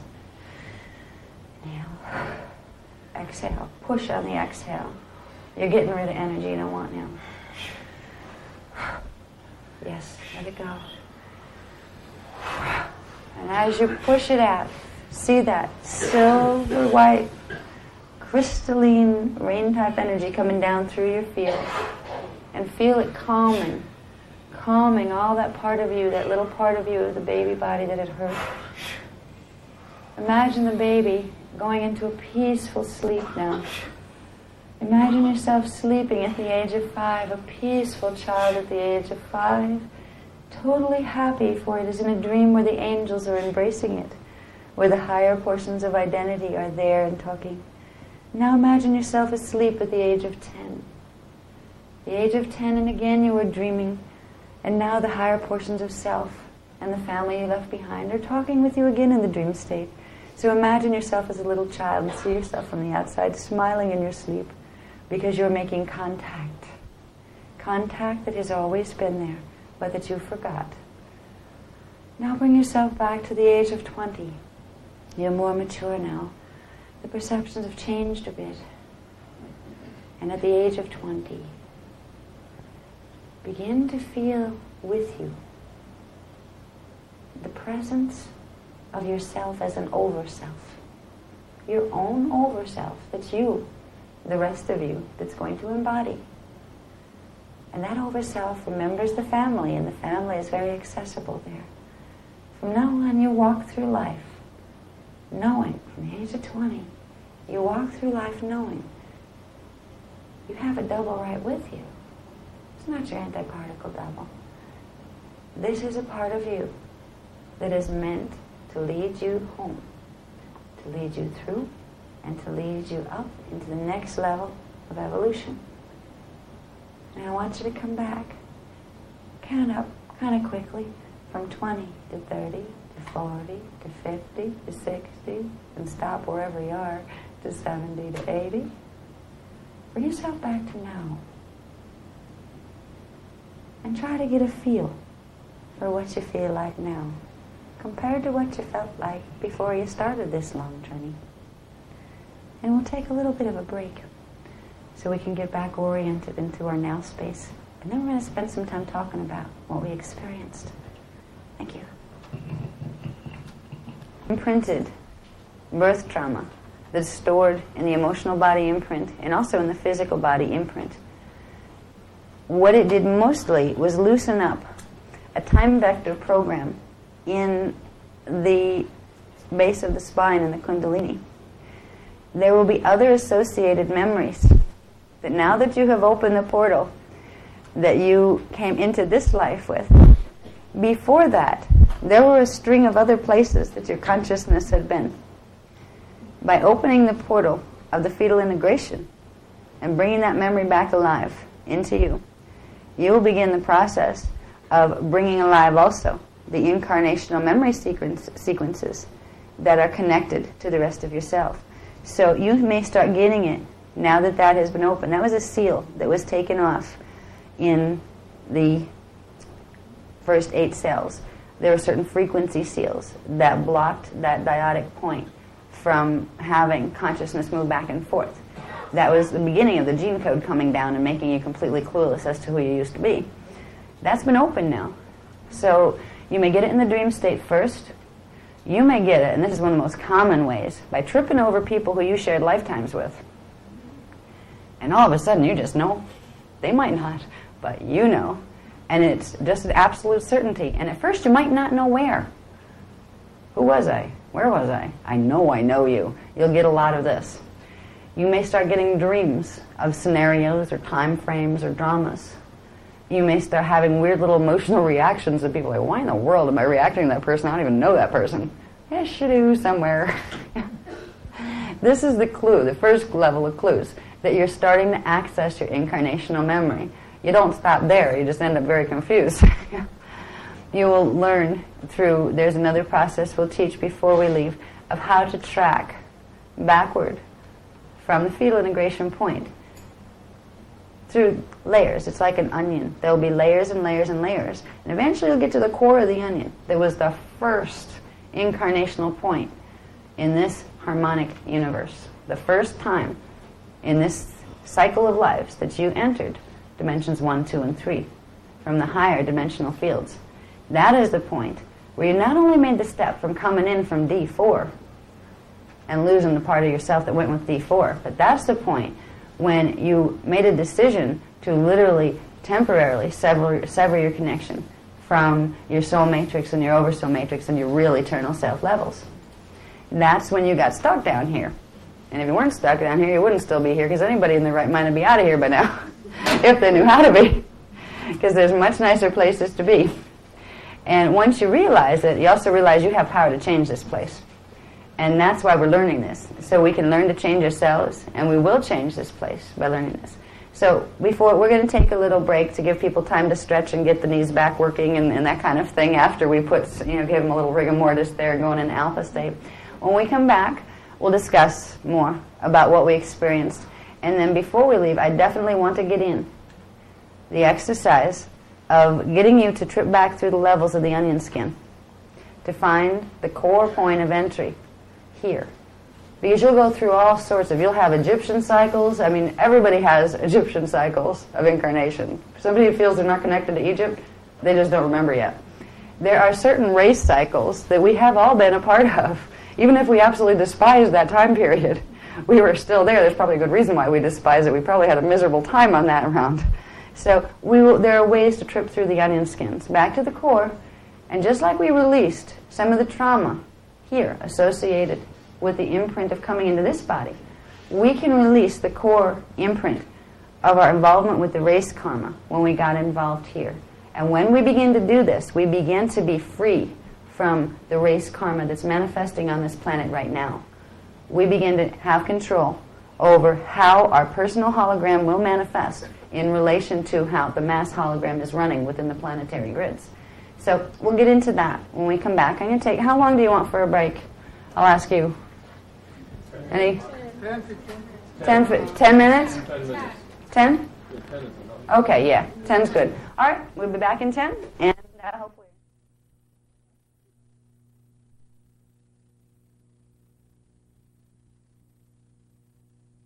Down into the fetal integration process. Is there anybody that would like to say anything, or are we all going to be mums the word? Oh, good. There's a few. Good. Okay. 1, 2, 3. Before you share, I'll just ask another question. Sure. Further to this question. Sure. If you're blocked in such a way that, in terms of doing the visualitions, in terms of seeing the dots, in terms of every way, just by being here, will that still get activated at some point in time? Yes. Yes. Just because you can't see them yet, which means there's certain blockages and. Yeah, those things will come. You're getting frequency right now, and you are getting images that, by me creating and saying, okay, see this, see this, see this, that is actually a scalar wave pattern, okay? It sounds like words here, and it sounds like the description of images. You're still getting the scalar wave pattern in your field. It will begin making adjustments in your field by kind of like osmosis. You're in the space, you're going to be affected by the field. Yeah. And this will progressively help you to work through the blockages that are making it so you can't do inner visual and that kind of stuff. You know, it's a process. Some people can't do great inner visualization. You know, they're trying, they know they're trying to create it, but they just don't see anything. And that's very characteristic of the even early fourth strand activation. Usually you don't get real clear inner visuals until you go into sixth strand activation. So you don't have to worry about it if you don't see real crisp, clear, inner visuals when you're doing visualization or something. You just need to know they're there because you're intending them to be. And they are there. They're just not within your perceptual range of inner vision yet. Okay? So you'll be all right with it. You're still getting the benefit of it.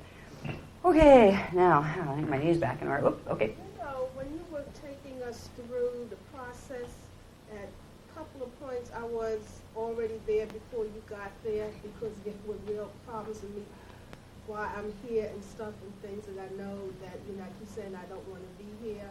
And several people in the past 2 months who don't even know me or into any of this kind of work have actually said to me, "You're not from here." Okay, so you were getting the instructions ahead. Before I'd say them, you were getting them ahead. I've had several people, even in the Kathara Healing Workshop, say the same thing to me. I was doing that before you said that, you know, which is good because I'm getting the stuff through a frequency transmission, and then it downloads through me and becomes speech. Some people already have their receptors open enough where they're picking up the frequency and getting the translations before I say them. So if you happen to be seeming like you're running ahead of me and like, wait a minute, you know, deja vu, I just heard that in my own head, or I just saw that happen, you're just picking up on the transmission that's being given, the frequency transmission. And it's very possible, as far as not being from here, honestly, none of us are from here.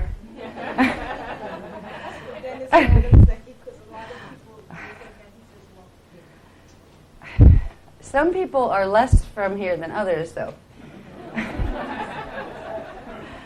When it comes to Orifeme Emerald Order, for example, they tend to be from Harmonic 4, okay? They tend to not incarnate. In fact, they only incarnate on rescue missions, usually. That's how most of the Orifeme got stuck here 210,000 years ago. It was a rescue mission went very, very wrong. And we got stuck in the densities and have been tripping over ourselves trying to put ourselves back together ever since. So there are some people that have a distinct feeling of not being from here. And it's usually people that have affiliations where most of their experience of manifestation is in higher dimensional fields, where you don't have a lot of orientation to the earth frequencies. You're not used to being in the densities. So it makes you feel like really strange in the densities, like you just really don't quite belong here, you belong someplace else. Because it was difficult for me to go back. I can distinctly, even now, and it's always been a thing, I cannot remember. I can remember parts growing up in the park, and certain points are distinctive. But anything beyond that, before that, I really cannot recall any moments, even in consciousness. I only know things that were told to me when I was a baby and this. Okay, that's interesting. That's something I didn't talk about, which is a possibility. When you get to the point where you can go back in your memory to a certain point and all of a sudden it stops. Like, I wasn't here before then? There's a distinct possibility you weren't. And that gets into things like soul braiding and walking in. There are some people who, because they're a higher consciousness coming in, will have a difficult time coming into the fetal pattern that was chosen because the fetal pattern doesn't have a high enough oscillation rate. So they will get usually a part of their own solar oversoul matrix to come in, do a very short half incarnation, get the body to a certain point of vibration, and then they will come in. And their memory will pick up, usually, unless they've been in overshadow the whole time. Then the memory would pick up at the point where you came into the body. So it's a possibility with that type of not being able to go back to that point that somebody else did fetal integration, and you came in after the point. At that point, you know, to be able to find that out. You're best to work with your mentor that we created in the. You were there, right? For the okay. So to find your own inner guidance, to find out if a walk-in has taken place or a soul braid. But if you do find a point where, gee, I can remember to age 2, but boy, it's just blank slate after that, nothing. It's very possible you just weren't here before that point. And that's what, like, you know, modern medicine, people hear this, and psychiatry, and they think I'm absolutely off the wall. But they don't remember their fetal integration process. Because if they did, it would make perfect sense. You know, so, and hopefully at some point we can, you know, I would like to get this out into the psychiatric community before they become a menace to us. Not to us, we're going to know better.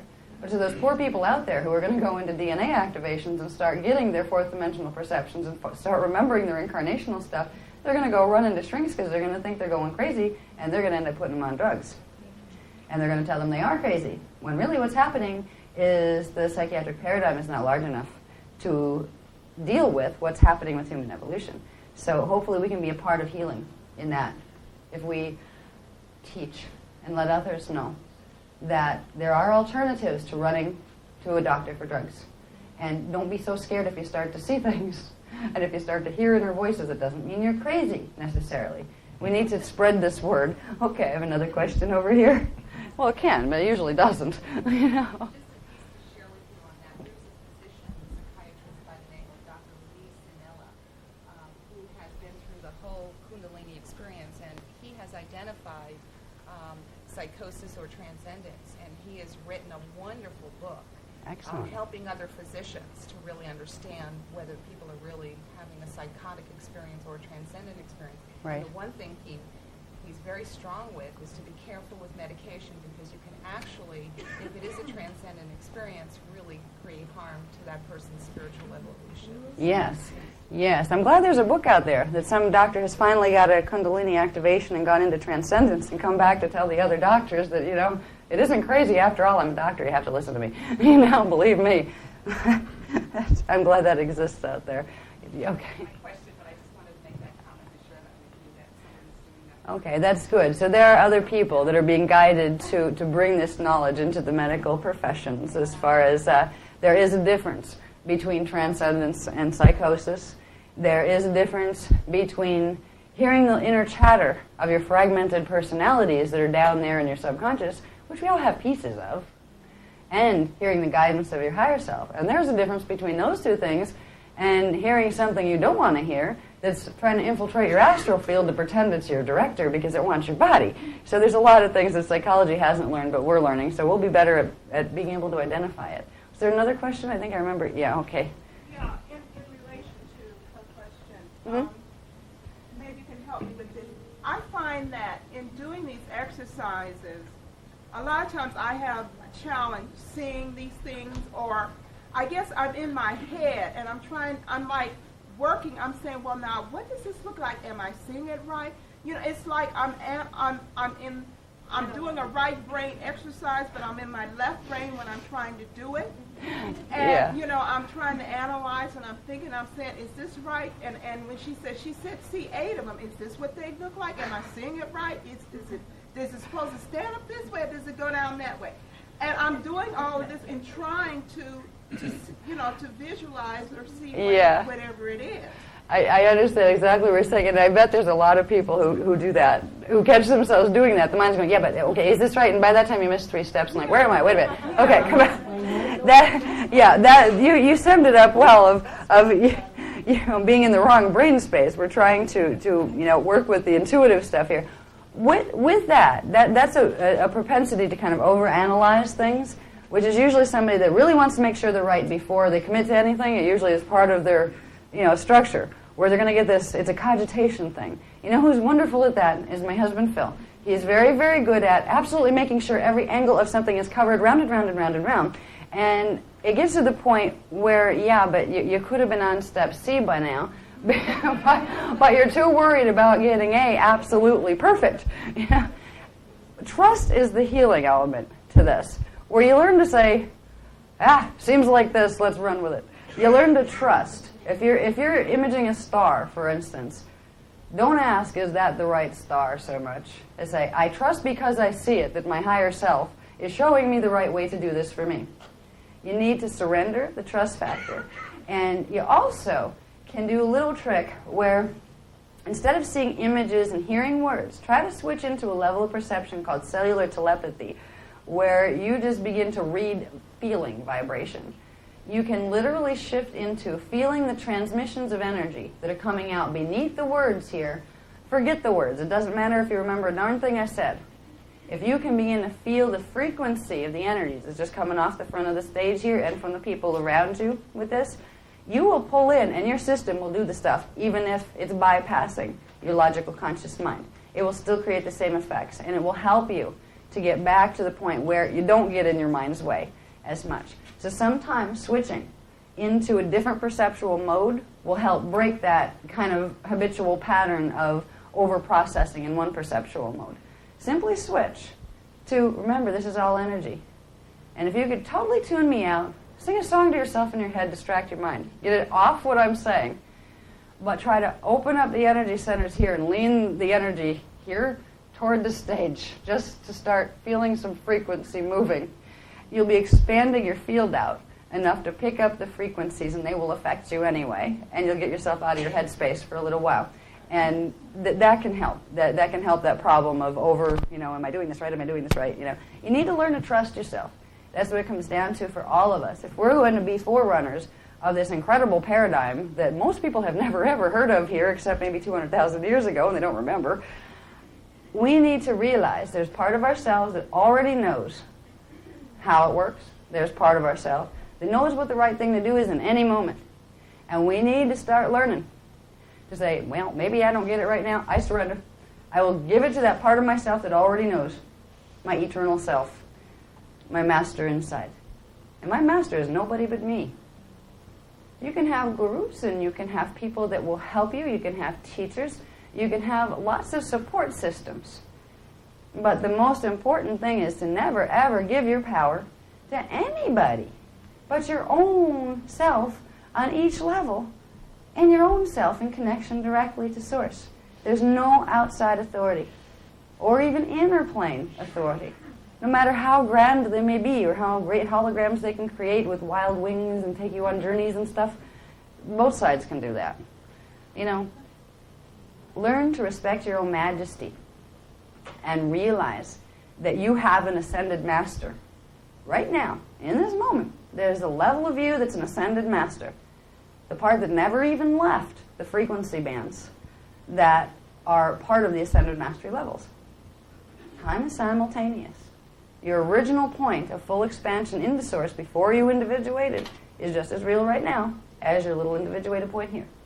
You need to trust that level, and it will guide you through all this stuff. This will help you to open to it. Okay, no question?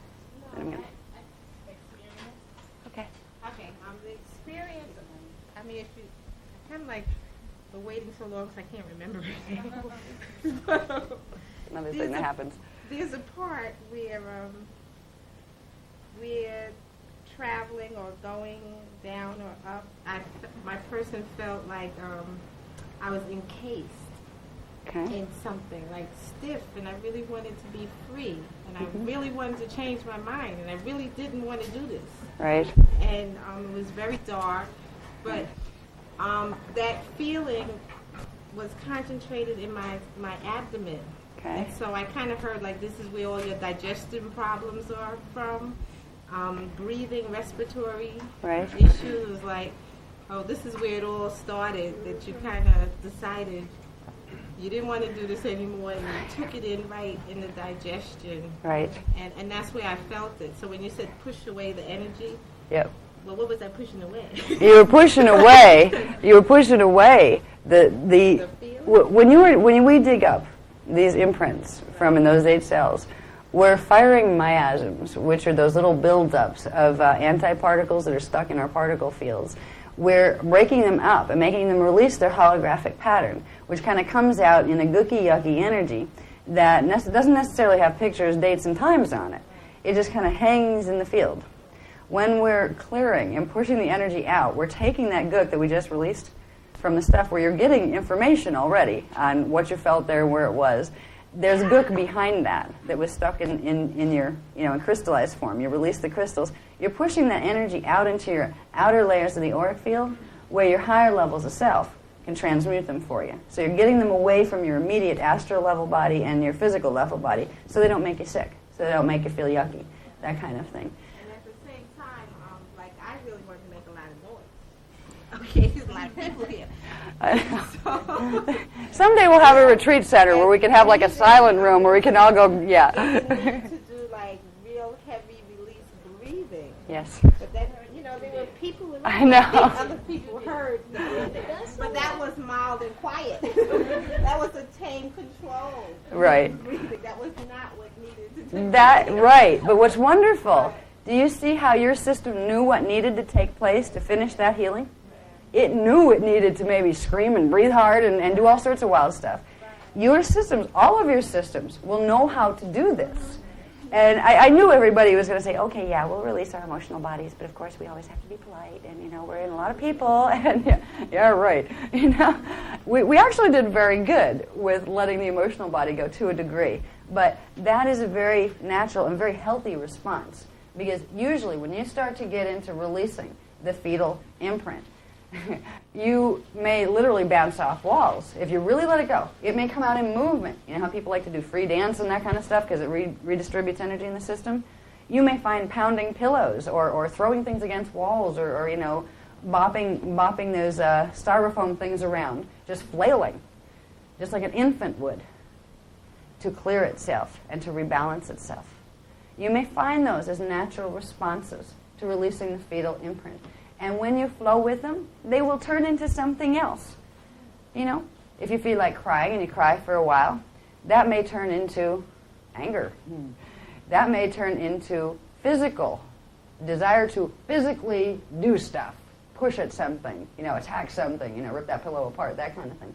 All of these impulses are coming out of releasing the fetal imprint. Someday, if we could ever afford it, I'm hoping, and what the guardians want, is to have a retreat center where part of what we can do is deep emotional release work, where we can use the breathing patterns. There are certain different patterns of panting and those kind of things that will help release certain levels of the miasmic imprint, where there's a place to scream where nobody's going to hear you if you need it, except somebody working with you where it's okay. So it's very natural to have that, and it's good that you noticed that in yourself. Did anybody else notice you wanted to do stuff like that, but you just kind of said, well, not here, you know? I got 2 or 3, okay. A couple people noticed that, yeah. But there was something else that took place that I thought was important, which was, this is a question, processing, like, I know with the New Age movement now, Yes. you don't want to process, from what I understand. I mean, you want, because from what I understand, we've processed so much. You know, many of us have had so many incarnations. It's like, okay, we process, now we know we're stuck. Now let's get on with wherever it is we're supposed to be doing besides processing. Right. So there's a resistance to the processing part that I needed to understand and get clear about. That was one part. The other part was that when you have family and family lineages that you know have trauma in it, right, and somebody's taking you to the trauma, whatever, through the meditation, whatever, you know you're going to get to this, because you already know, whatever, you know. Right, you already know it's there. If you read a book or whatever, you know, you already know that particular line has a whole lot of issues. Mm-hmm. And so when you get to that issue, the anger or whatever you're feeling, it seems like you never release it. I mean, how many of these have you done? So how many more you have to do to release it is the point. Okay? The answer to that was... You already know that you've been there, you did this, you felt this. Right. Supposedly the last workshop you went to, they said you released it. And, you know, it's like, okay. Well, we release stuff. There is stuff upon stuff upon stuff stuck in our fields. Okay? This is why the guardians are getting into reversing the miasmic core, which is going back to the core point where it first occurred and reversing the polarity on the whole onion, going to the seed and turning it inside out. Because you can spend the next 500 years processing your karma from the last 200,000, trying to figure out what it is, up-level it, look at it, process the issue. That's why we're being taught to deal with the karmic imprint as the miasmic imprint, which is its real manifestation in wave form. Forget what the holographic content is. We're learning to process it as energy and clear it out. And it comes down to a simple processing where if we can recognize that we have our Cathara grid in the body, we have our Huva body scalar grid structures, part of those will have blockages in them that are clusters of miasmic crystals. It comes down to a simple process of clearing out the layers of the crystal clusters and getting them out of the Huva bodies and the Cathara grid. Simple. We don't have to rehash it over and over and over again. But sometimes we need to trip the emotional body enough to allow the miasm to release. Okay, when we go in to feeling the feelings we know we don't want to feel because we know they're already there, if those feelings are still there, we haven't released it. There's a miasm behind them. So by allowing those feelings to process and come up, you can trigger the rest of the miasmic pattern to open into waveform, into your field. You could really work yourself into a tizzy if you try to follow the emotion step by step. But if you then take it and work with it as energy to clear it out and move it from the field, you're doing an energy change to yourself right there. You are processing. But you're processing in a way where you don't have to analyze the heck out of everything you're processing. You don't have to look at that issue anymore. You just have to release the imprint of the energy and move that energy away from you. Time for the next thing. And you also got to realize we are in a process here, in an ascension cycle, Stargate cycle, that this is where it all comes to a head. It's been 200,000 years since this happened. So we have a tremendous amount of mess in our morphogenetic field. That's why these type of healing techniques will work much better than trying to go through past life therapy, you know. I also felt like I wasn't just doing mine. Okay. I felt like I was doing a whole lot of other people's. Did you really? Yes, I did. And I was like, okay, there's too many people. You were experiencing that it wasn't just mine that was being worked through. I was doing it for others. For others. Right, almost like the scream that I wanted to do was my scream, yes. Okay. But then it was all the screams of the people who didn't want to scream. That's right. All the screams of the people who wouldn't let it out were trying to come into you. No, you're not going to do this to me today. Right, I'm right. not going to be the one standing here screaming for everybody. You know, it's okay. So that is very all of common. In that moment that it's that only moment. Yeah. Like I can't describe that time happens to me. But I know what you're talking about with that.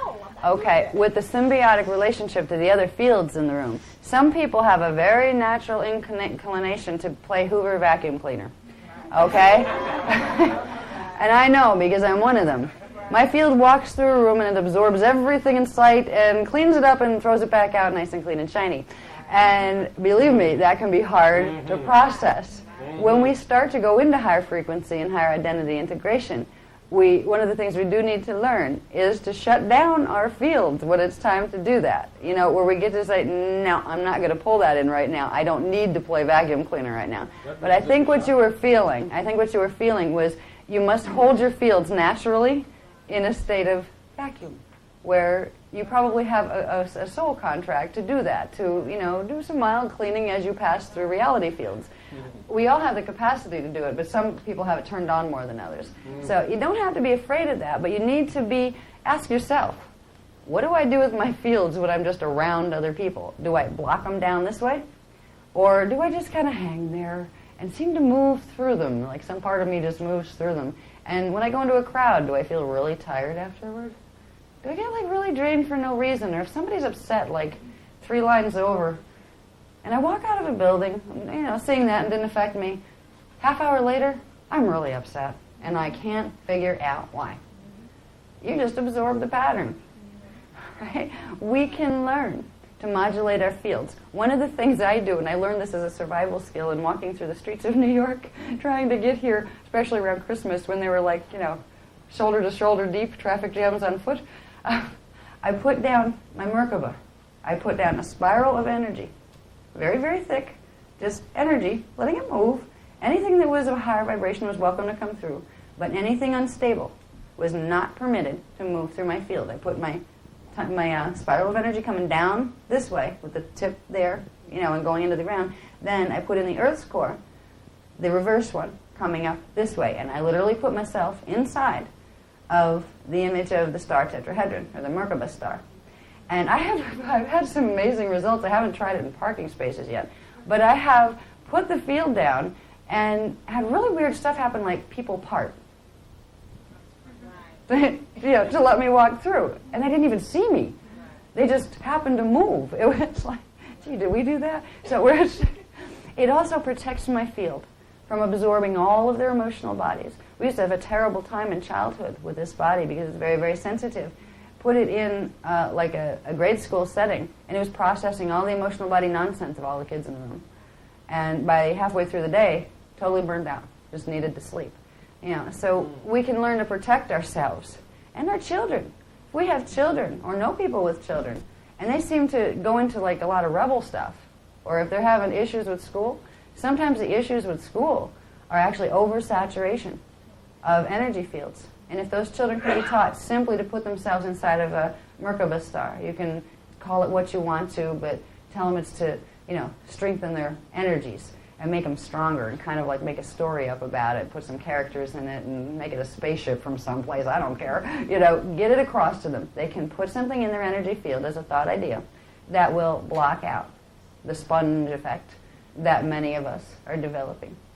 Okay, now I'm not going to have time, I don't think, to take any more questions because if this clock is right, it's like 3:37, and I guess we have the room till 4. I very much want to take you through the rest of the exercises if you're ready to go. That last one was pretty long, and this one we're going to have a little help in doing. Azara's going to make her debut during this exercise. What I'm told is going to happen is we're going to go back to the point, the dyadic point that we went through as the doorway in the last one, where we went through and began to access fetal integration memory. We're going to go back to that point, and we're going to travel backward through a timeline. And we're going to see many, many images flash before us so fast that they make no sense. We're going to go back to the core of the karmic imprint. The first time we entered this harmonic, and it'll be different for a lot of us, but since they've identified us as being all Orifim, it will be around the same time frame, which is about 200,000 years ago, 210,000, 216 years ago. What was special about the Orifim? When they entered originally, unlike most beings that enter here, they did not birth in. They downstepped their vibration from harmonic 4 liquid light avatars progressively down in through the densities and came down through the portals as fully grown adults. They manifested themselves. So somewhere in the imprint, if anybody is going to make it off planet into ascension this time without dropping a body, it will be those that have the original imprint of doing that process, which would be the Orifim. They have an advantage in that sense. It will be faster to activate the DNA codes more quickly because they have an original imprint because they didn't birth in. They downstepped in. So you can reverse the process and go back out. So there is a very strong potential that the death experience is something some of us may choose to do without this time. And we will choose other ways of transferring ourselves to higher dimensional fields. It will all depend on your own self and your relationship with your higher parts.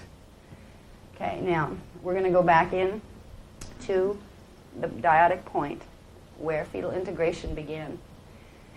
And at this point, Azara is going to introduce herself. And I hope you enjoy this little journey with Azara. Okay. Give us a moment.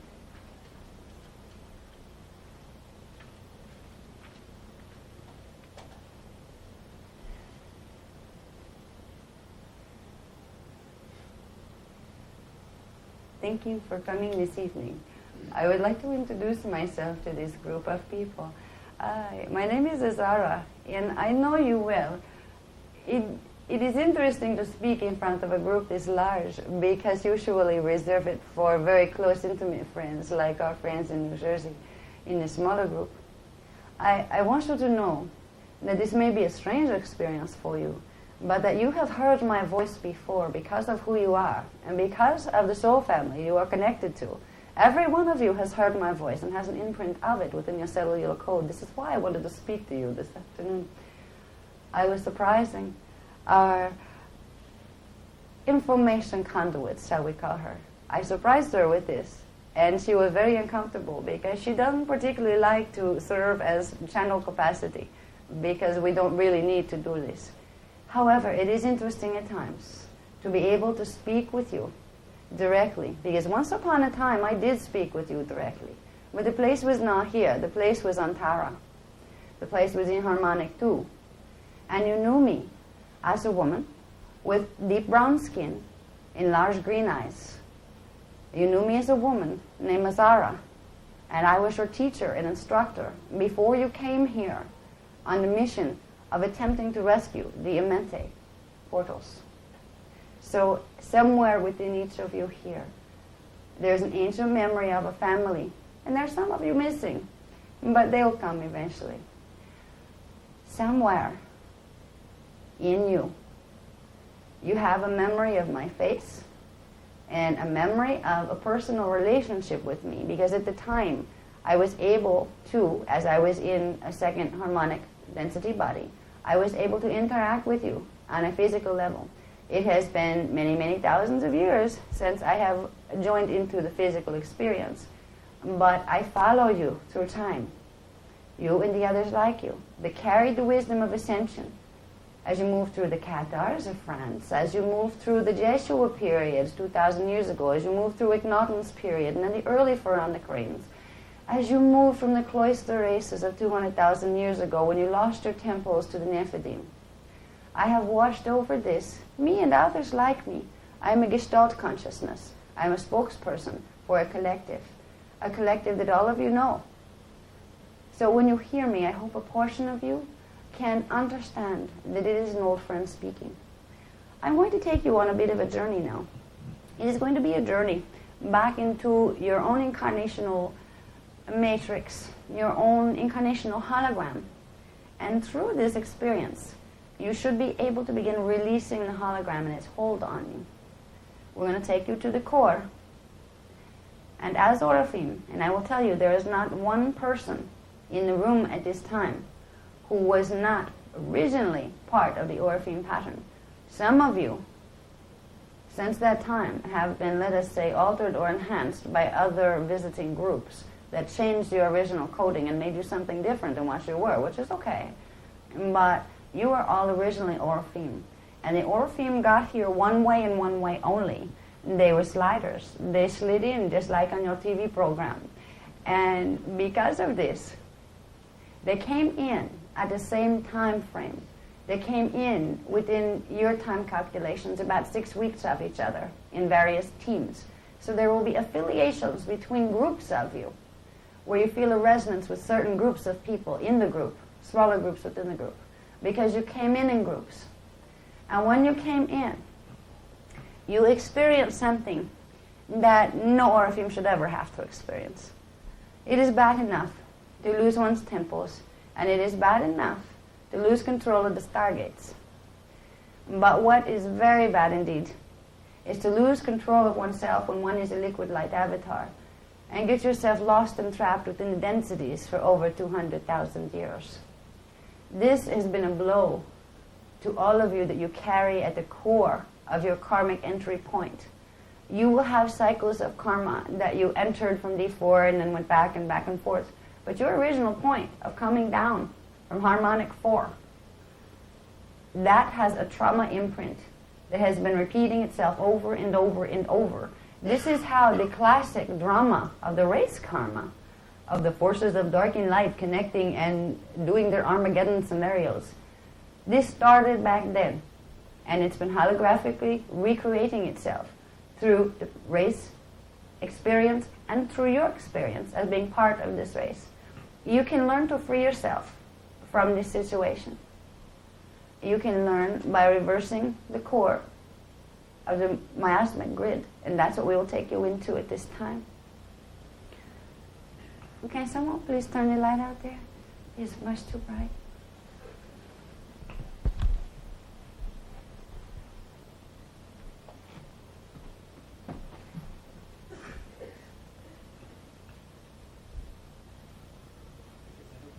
Yes, it's better. Thank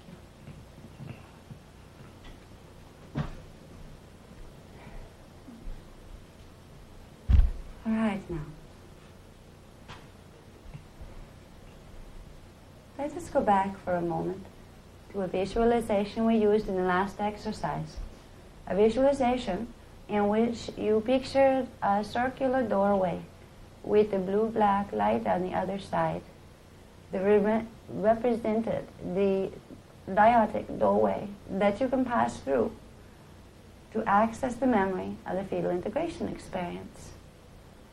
We're going to go back through this doorway, but this time we're not going to go upward to the vertical spiral that takes us into the fetal integration. Instead, we are going to go directly through into the blue-black light on a straight vector or straight line projection of consciousness. Let us see ourselves for a moment as a small speck of white light passing again through the doorway. Breathe slow and gentle. With each exhale, move a bit more forward through the doorway and out into the blue-black light.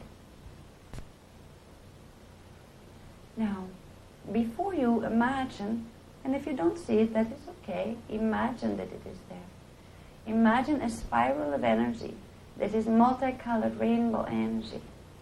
It is spiraling in front of you, and you are going to enter it. You are going to know as you pass through it, this is the spiral of all of the incarnations that you have lived up to this point, that have got you to this point, and that began with a seed core, a core crystal at the end of that spiral that started the whole operation in motion. Because you are the group of Orifim that are known and appreciated much in the higher dimensional fields, you will share in this room a common point of entry, original point of entry. So let us move now, as a spark of white light, down through the rainbow spiral, through the rainbow tunnel. See us moving toward another spark of light that appears way at the distance of the tunnel. It is getting larger and larger as we move closer and closer, till we see that it looks like a large sun at the end of the rainbow tunnel. This light at the end of the rainbow tunnel symbolizes the information that is stored on the original imprint, the original core entry point into the harmonic one. When you came in as avatars, when you came in on a rescue mission that failed, there was a sense that the Orifim, and only the Orifim, carried of a deep frustration and deep personal blame. Orifim were always hard on themselves because they were perfectionistic in certain ways. They expected high performance from themselves, and when they didn't, they took it very hard and taught themselves hard lessons. So when you sit as a consciousness in your rainbow tunnel and perceive this light at the end, know there is a part of yourself all wrapped up in there that has been a bit too hard on itself through these many, many incarnations. And it is time for that self to leave its station, to allow itself to evolve, to stop paying for what it felt it did wrong. One of the things that will help you to heal most as the beings that you are is to remove the Orifim guilt complex. It carries through for 200,000 years and amplifies the heck out of everything you do. Every time you mess up, you have to give yourself 3 lessons instead of 1 to make sure you don't ever do it again, which builds a tremendously thick miasmic pattern. So we're going to move into this spark of light now. We're going to take our spark of light, move into the larger light at the end of the rainbow tunnel. And when we get in there, imagine that a scene opens up. It is a scene with a pale blue sky and what appears to be a desert around it, with a large pyramid rising up. But it is not a pyramid like the Egypt pyramids. It is a pyramid of steps. Like the step pyramids they climb up. It is not this flat-sided ones. It is also flat-topped because we used to have craft land there. This was the place where it began. And if you would expand the image, or imagine it's there. If you can't see it, just imagine it's there. Beyond the image of the pyramid, you will see complexes of walls and smaller pyramid structures all connected together. It was a large, large pyramid complex. And that was the housing for the cloister races of the time.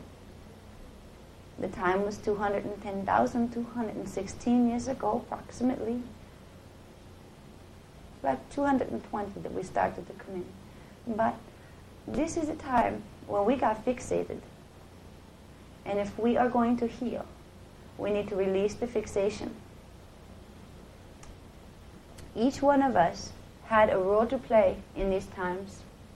And it doesn't matter anymore what the role was. Because what happened in the end were the guardian races needed to come in and destroy the temple complexes because they had fallen under the hands of the Nephilim and they could control the stargates with them. So we had been offered choices.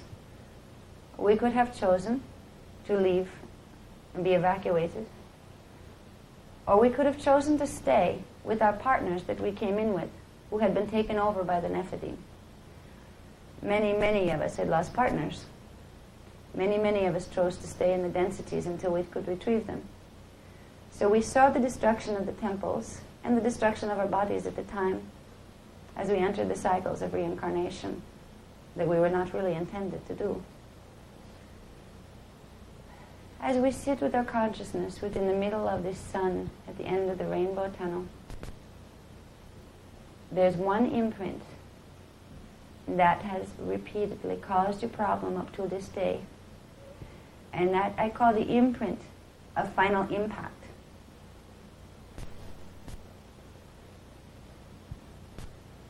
There was a wide sweep of destruction of the temples in those days.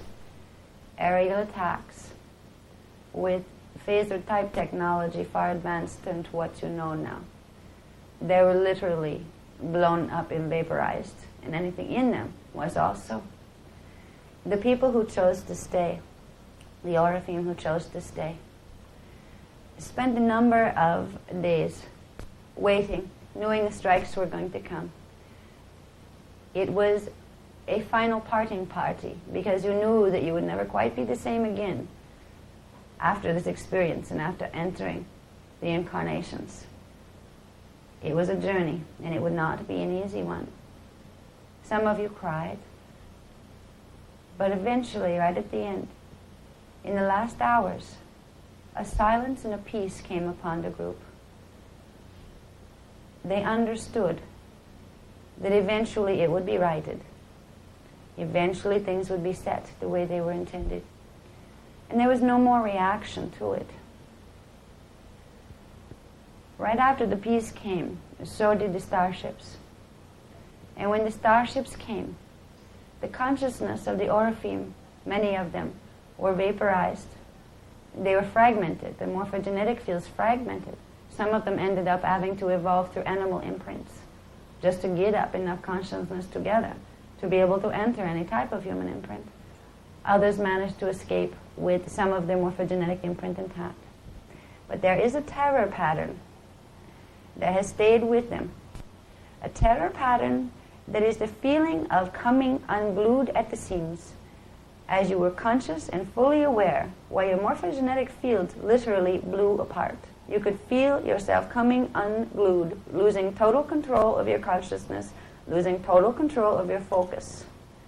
It was a terror of completely becoming obliterated because you could no longer hold the focus of your attention. This has come through with the Orifim as a core imprint that messes up the Katara grid. It messes up the way the Katara centers work in the body. It's a miasmic imprint. It created a fear of expansion, a need to be rigid within the developing consciousness as the Orifim put themselves back together. Overly rigid, overly perfect, overly absolutely sure you get everything right all the time. There's an imprint where you will never ever be satisfied with yourself because of that. No matter how good you do, it's never quite good enough. You can't accept compliments particularly well, or somebody else always did it better. It's a competitive thing, a self-competitive thing. It's a fear of expansion and of letting go, because you felt yourself letting go, not willingly. You felt yourselves being thrust apart, your molecules, your consciousness, your morph field being scattered from one end of harmonic one to the other, worrying if you would ever, ever assemble your parts again. So we are going to go into, just for a moment, the center of the image of the temple, the step temple. Just imagine it there if you can't see it. But imagine yourself as a consciousness, a spark of light, moving into the center of the temple.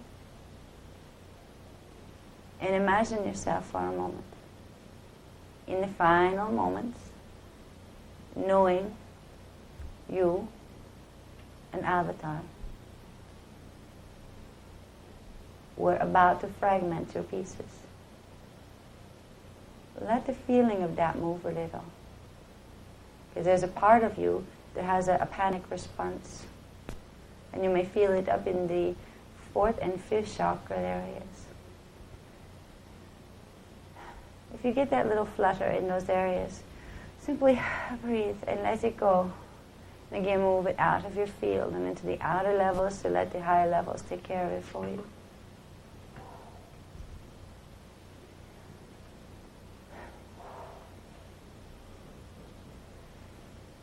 Within this core imprint,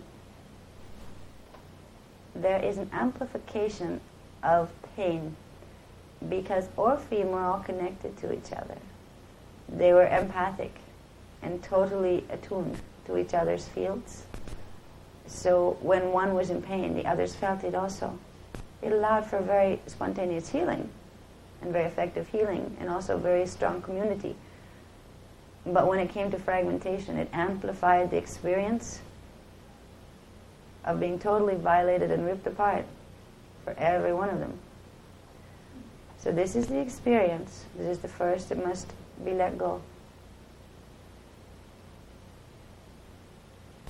There is a way to do this by going back one step further before the temples blew. Going back a bit further in time to when we first came in. We came in too late. If that could be corrected, we can reverse the imprint in our hologram as far as what has taken place. Now, this is very important because in reversing our hologram as if it never took place, putting in a different series of events into our morphogenetic holographic template, we are recoding the past, literally.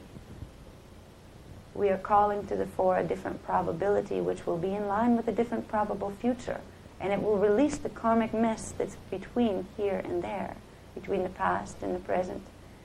It will realign your vector of consciousness to a higher level of evolution from this point forth, the point where you changed it. You can change the past. If it is all a hologram, it is just a series of pictures that aren't even pictures, they're energy signatures. You can shift your focus and orientation to them. We will take you into the experience of recoding the hologram, which is not hard to do. It comes down to remembering the separation between that lower spiral and the higher spiral. The frequencies that feel higher and those that feel lower in any little moment point. We fell into the lower spiral 200,000 years ago. We were not the only ones. Because of it, and because what we did in combination with other people and what they did, the whole planet itself opened on a 10-code pulse, which means the stargates did not open properly. And the people in the consciousness here, henceforth, had become trapped. They have been trapped out of their silicate matrix 12-strand DNA coding. We've been held prisoner here for 200,000 years. Prisoners, psychological prisoners. If we reverse in our personal imprint the original trauma dharma, we will also, piece by piece, each one of us that were there begin to do this.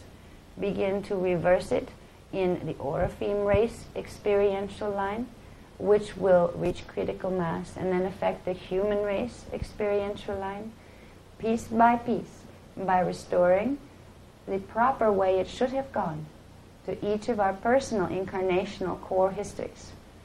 We can bring the earth grid back into as if that never happened, which means we can clear the race and the planetary karma so this planet can begin to do what it was supposed to do 200,000 years ago, which was go into a full ascension cycle and into matter transmutation and begin to enter its orbit within the fourth dimensional frequencies. That was blocked all those years ago, and we were blocked with it. It's our chance to heal now. And as we work to heal ourselves, we will be helping the planetary grid to heal as well. Excuse me. Now, We'll take our spark of light that is in the center of the temple, and we'll imagine before us that there is a very tall image of a Katara grid.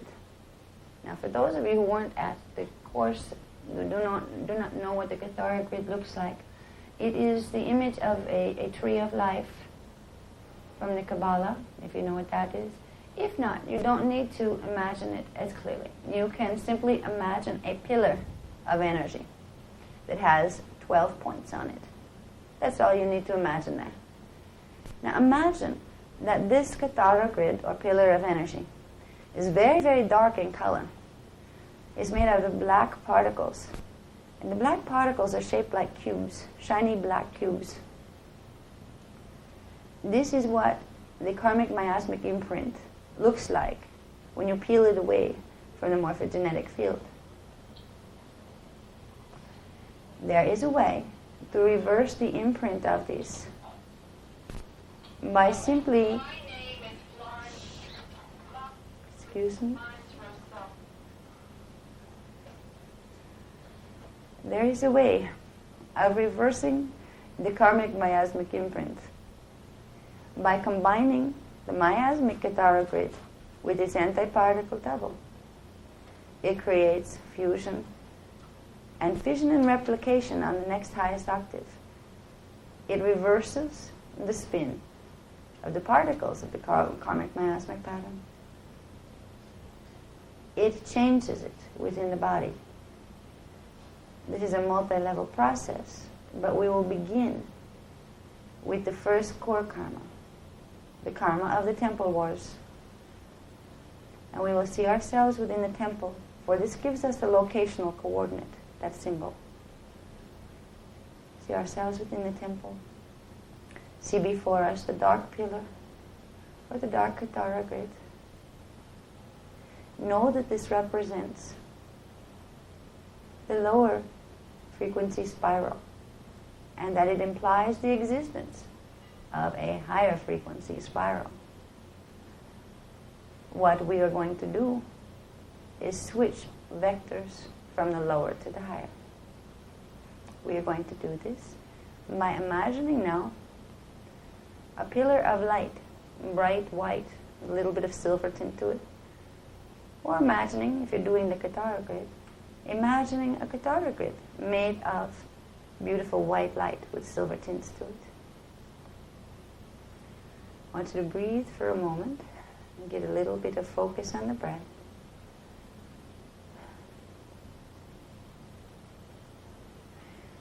Then you are going to inhale, and simultaneously, as if one is stationed in each eye, one pillar, light and dark, doesn't matter which side, you're going to breathe them together in the center with the inhale.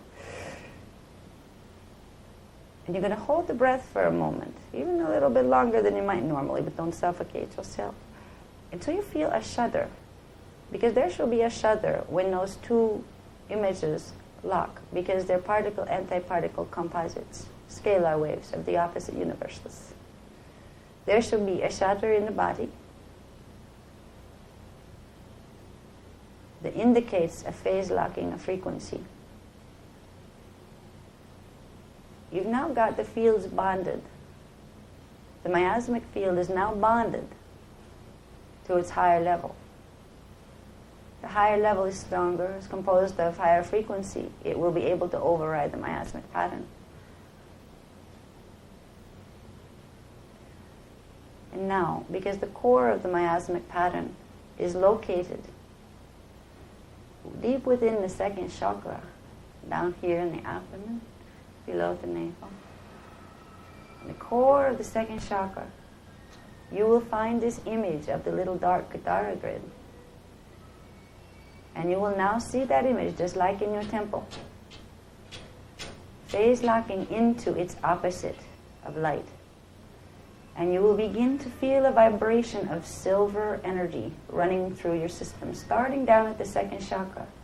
Begin to feel the vibration, because there will be a jittery little vibration as particle and antiparticle wave spectra encounter each other. There will be a transmutation occurring.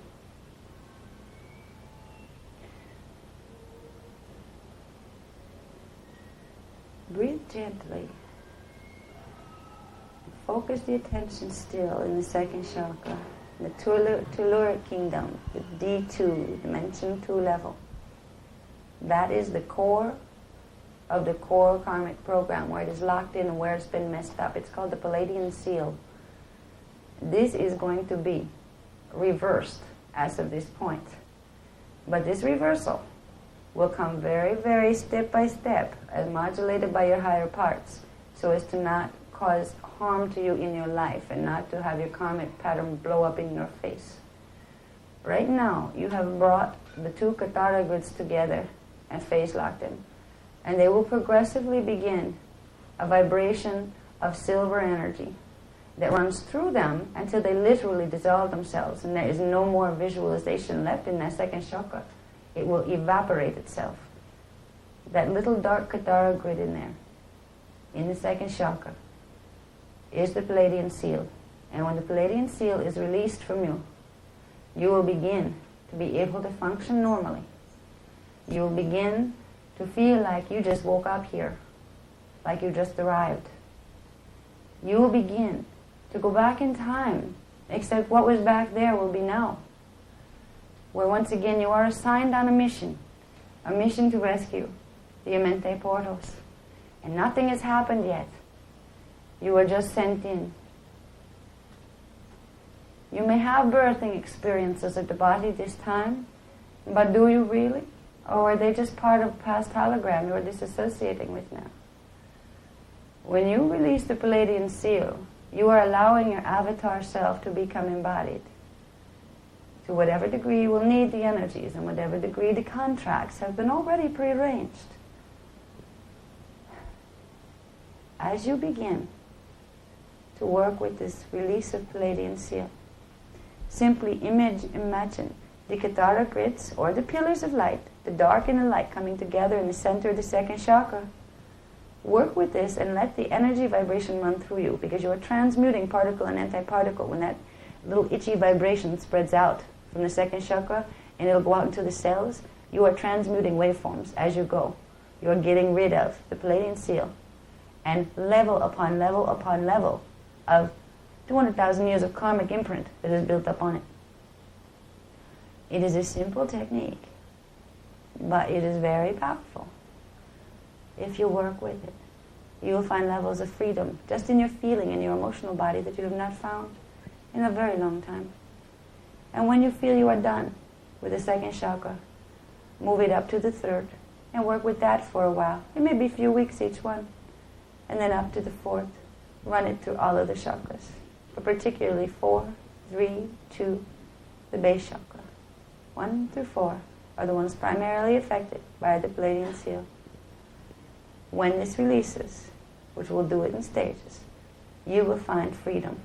And you will find a gift of information waiting for you that lets you know what your mission now has to do with your mission way back then. Because they are the same missions. You're on the same contract.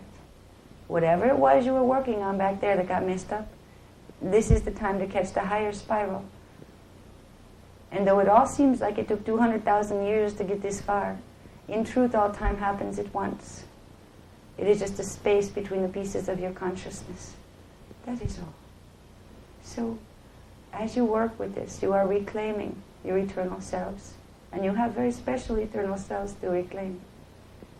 I hope you will work with this technique. If you do, it will have a few fringe benefits as well. It will begin the process of activating the 6th and 5th DNA strands more rapidly than they normally would, but not so much that it will harm you. You may start to feel energy running through the soles of your feet, little hot feet sometimes, or through your palms, which if you're working with the Gathara healing is a very good thing. You may start getting some energy surges here and there in the chakras, but it will be nothing harmful to you, and your over-selves will balance it for you. The release of the Palladian seal has been a long, long time coming. Once you become free, you will start to understand more of what that means and the history that's attached to it, and you will start to be able to assist others in releasing theirs. And each person that releases the Palladian seal from their own personal time vector of incarnational projection will release a part of the Earth's seal and distortion on the planetary grids, which will put us in line with a different time vector for a future that does not involve extraterrestrial manipulation. Any of this negative stuff, we can shift ourselves out of harm's way by shifting the time vectors, and that's what we're doing. It was very interesting to share with you all. The energy is very strong in this room now. You've learned enough, if you can remember a bit of the techniques. And gets any of this or not, your body will respond, and you will find yourself progressively and more actively on your path of higher identity integration, of ascension, or of at least, if you're choosing this time, to leave a body behind, to dying well and going through fully conscious in the process, for it is not that hard. We are getting very late now. I'm surprised no one has been pounding on doors like they usually do here. I will thank you for listening, and we will return you to Anna very soon. I would just like to send one more moment of silence to you, in which there will be a frequency for anyone who would like to receive it. If anyone doesn't, just say simply no to yourself and you will not receive. I'm going to send a transmission through the heart chakra that will assist you in sequencing the incarnational memory levels. So when you get them to come up, they will be less in pieces. Instead of like photographs from many lives thrown in a pile together, you'll start to get piles of photos that went with each trip. So it will be easier to sequence them. It will only take me a moment. And it is a quiet thing. We could use tones, but we do not want to stress the voice too much, as she has got a bit of cold.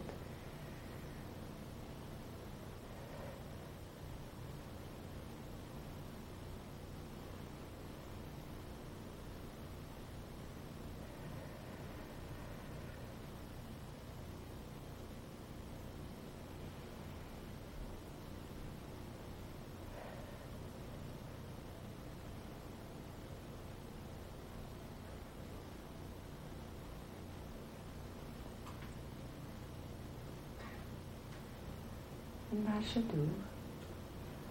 You may feel the effect of that more probably by about 8 o'clock tonight. You may begin to feel heat or funny energy stabilizing in your field because it was an astral transmission. It takes a little bit of time to work itself into the 3D body. And I will say, good afternoon. And if you hear this funny little accent of mine, or if you happen to start getting images in your dreams that have this funny little accent attached to them, why don't you just ask if it's Azara? Because it is one of my specialties. To those who would like to speak with me, I try to deny no one. And I can put my consciousness in many places at many times, all at the same time. So if you would like to open communications, I have served as the first one for many, to get them over to where they could hear their own higher parts. If you would like assistance and guidance, you may call on me in the dream state, and you may call on me in meditation. And you are already all sealed in your channeling processes. So this group is safe. We've done enough energy work, particularly with the Maharic sealing that was done, that right now you could sit next to probably about 50 other people who were not sealed, and because of the resonance in your field from working with the Maharic shield, you would flip them over into sealing, just by contact, without saying a word. So, if you would like to hear me, you are safe to hear me. Simply begin the process of going inward and asking. And eventually you will. We've had very good luck with the New Jersey group. They are hearing us well and taking down small half-hour transmissions of information, which is nothing like 17-hour blocks like we get here. But for any of you that would like that guidance and support, there are numerous ones of us, but I'm very good at modulating frequencies, so I can tend to reach more people than some of the others at the Guardian Alliance. And I will see, I see the door opening and closing. Yes, I will return you to Anna now. And thank you all, and see you perhaps in the dream state tonight, if you should request my company. Thank you.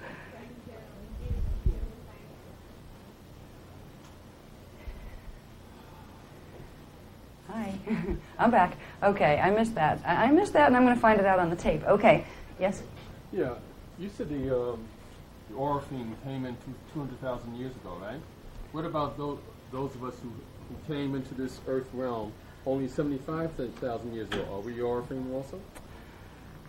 You may have entered, if you're in this room, from what they have said, you can trace your cycles back to 200,000 years ago in the Orpheum race. You wouldn't have been responding to the call of this information if you hadn't. You may have taken breaks between your cycles and re-entered 75,000 years ago, or taken breaks and re-entered on another cycle. But we're going back to the core cycle when you first got involved with the harmonic 1 frequency bands. And from what I was told, that everybody here had that same entry point. That's what drew us together here in this reality at this time. Okay? The Syrians? Well, the Syrians, the Sirius star system is associated with the 6th-dimensional frequency bands. Okay? Now, there are higher levels. There was originally something called the Lyran-Syrian imprint, which was, we have something called the cradle of Lyra. Part of our stair-step creation, coming down from waveform into pre-matter liquid light substance, where we had our original pattern, which were the Lyrans. Now, there were certain Lyrans that were the founding race, that were the common race that all of the races came out of. Okay? The first coding that began the densities. Some of them went to the Syrian star systems, downscaled their vibration into D6, and they became something called the Anahazi.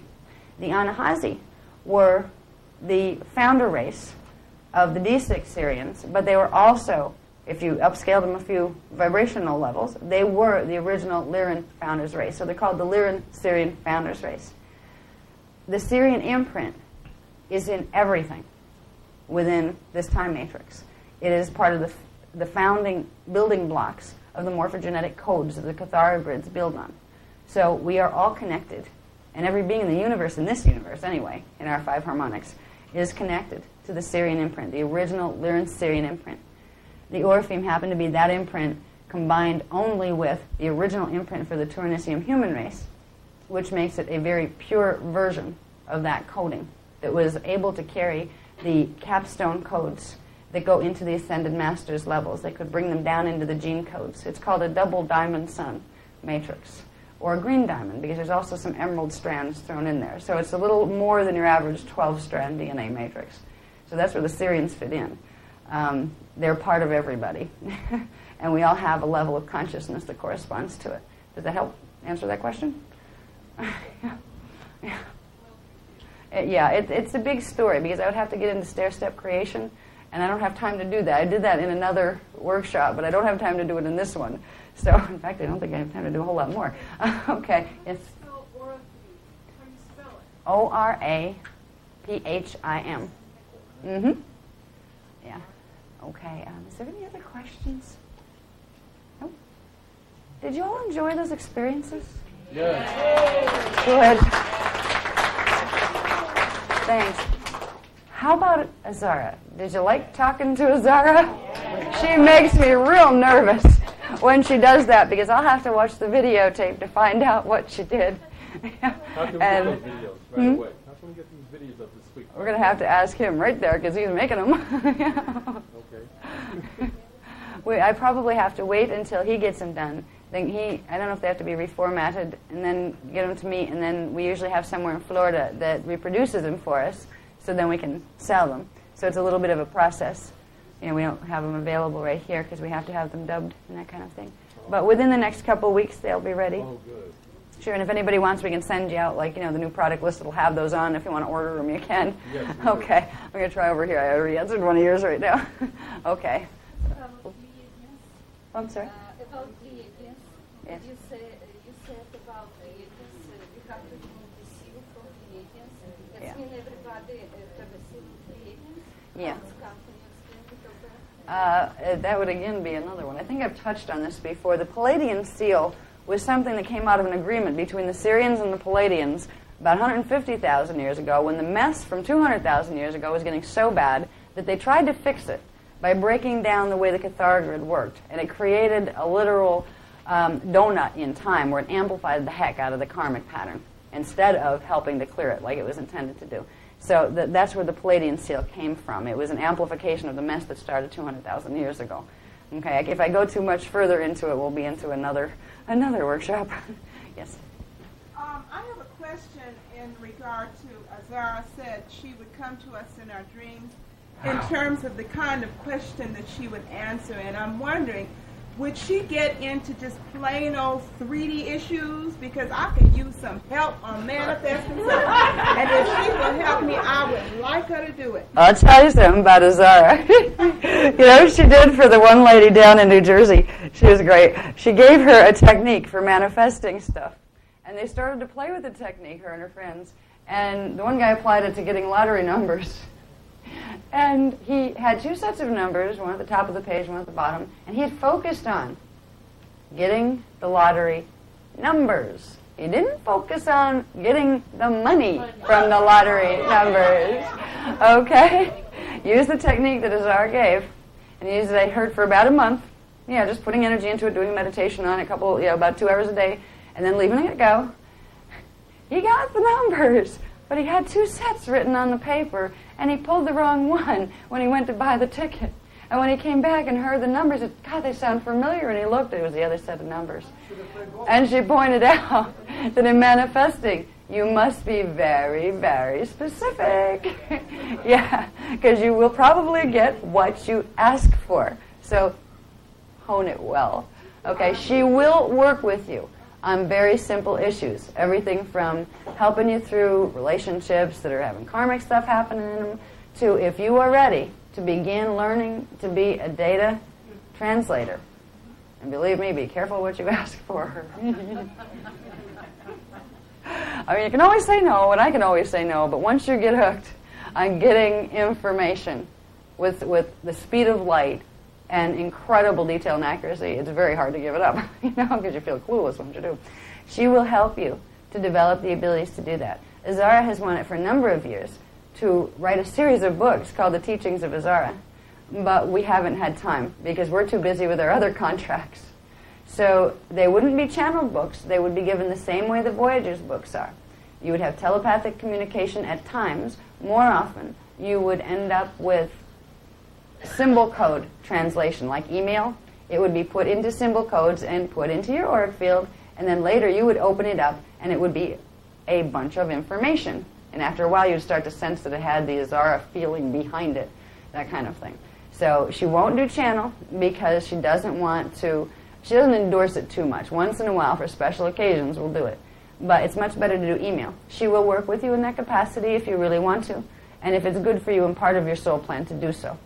Okay, but she will help in whatever way she can.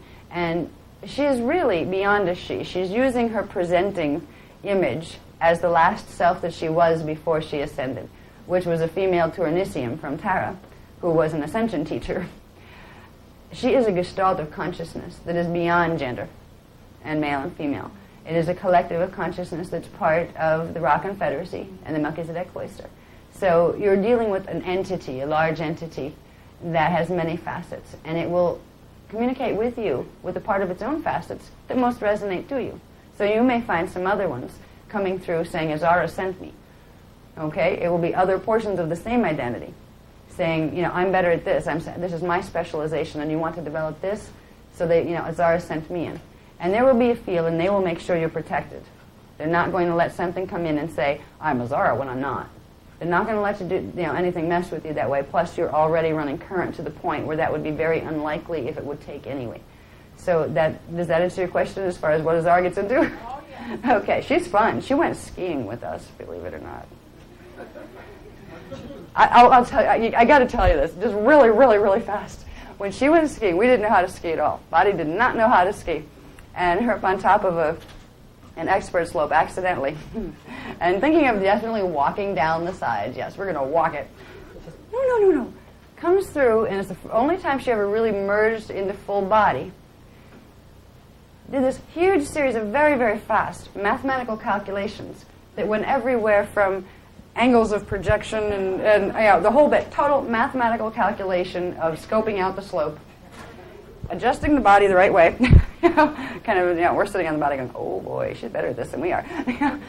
And we had to run down the slope without getting harmed. And after that, we didn't turn into an expert skier.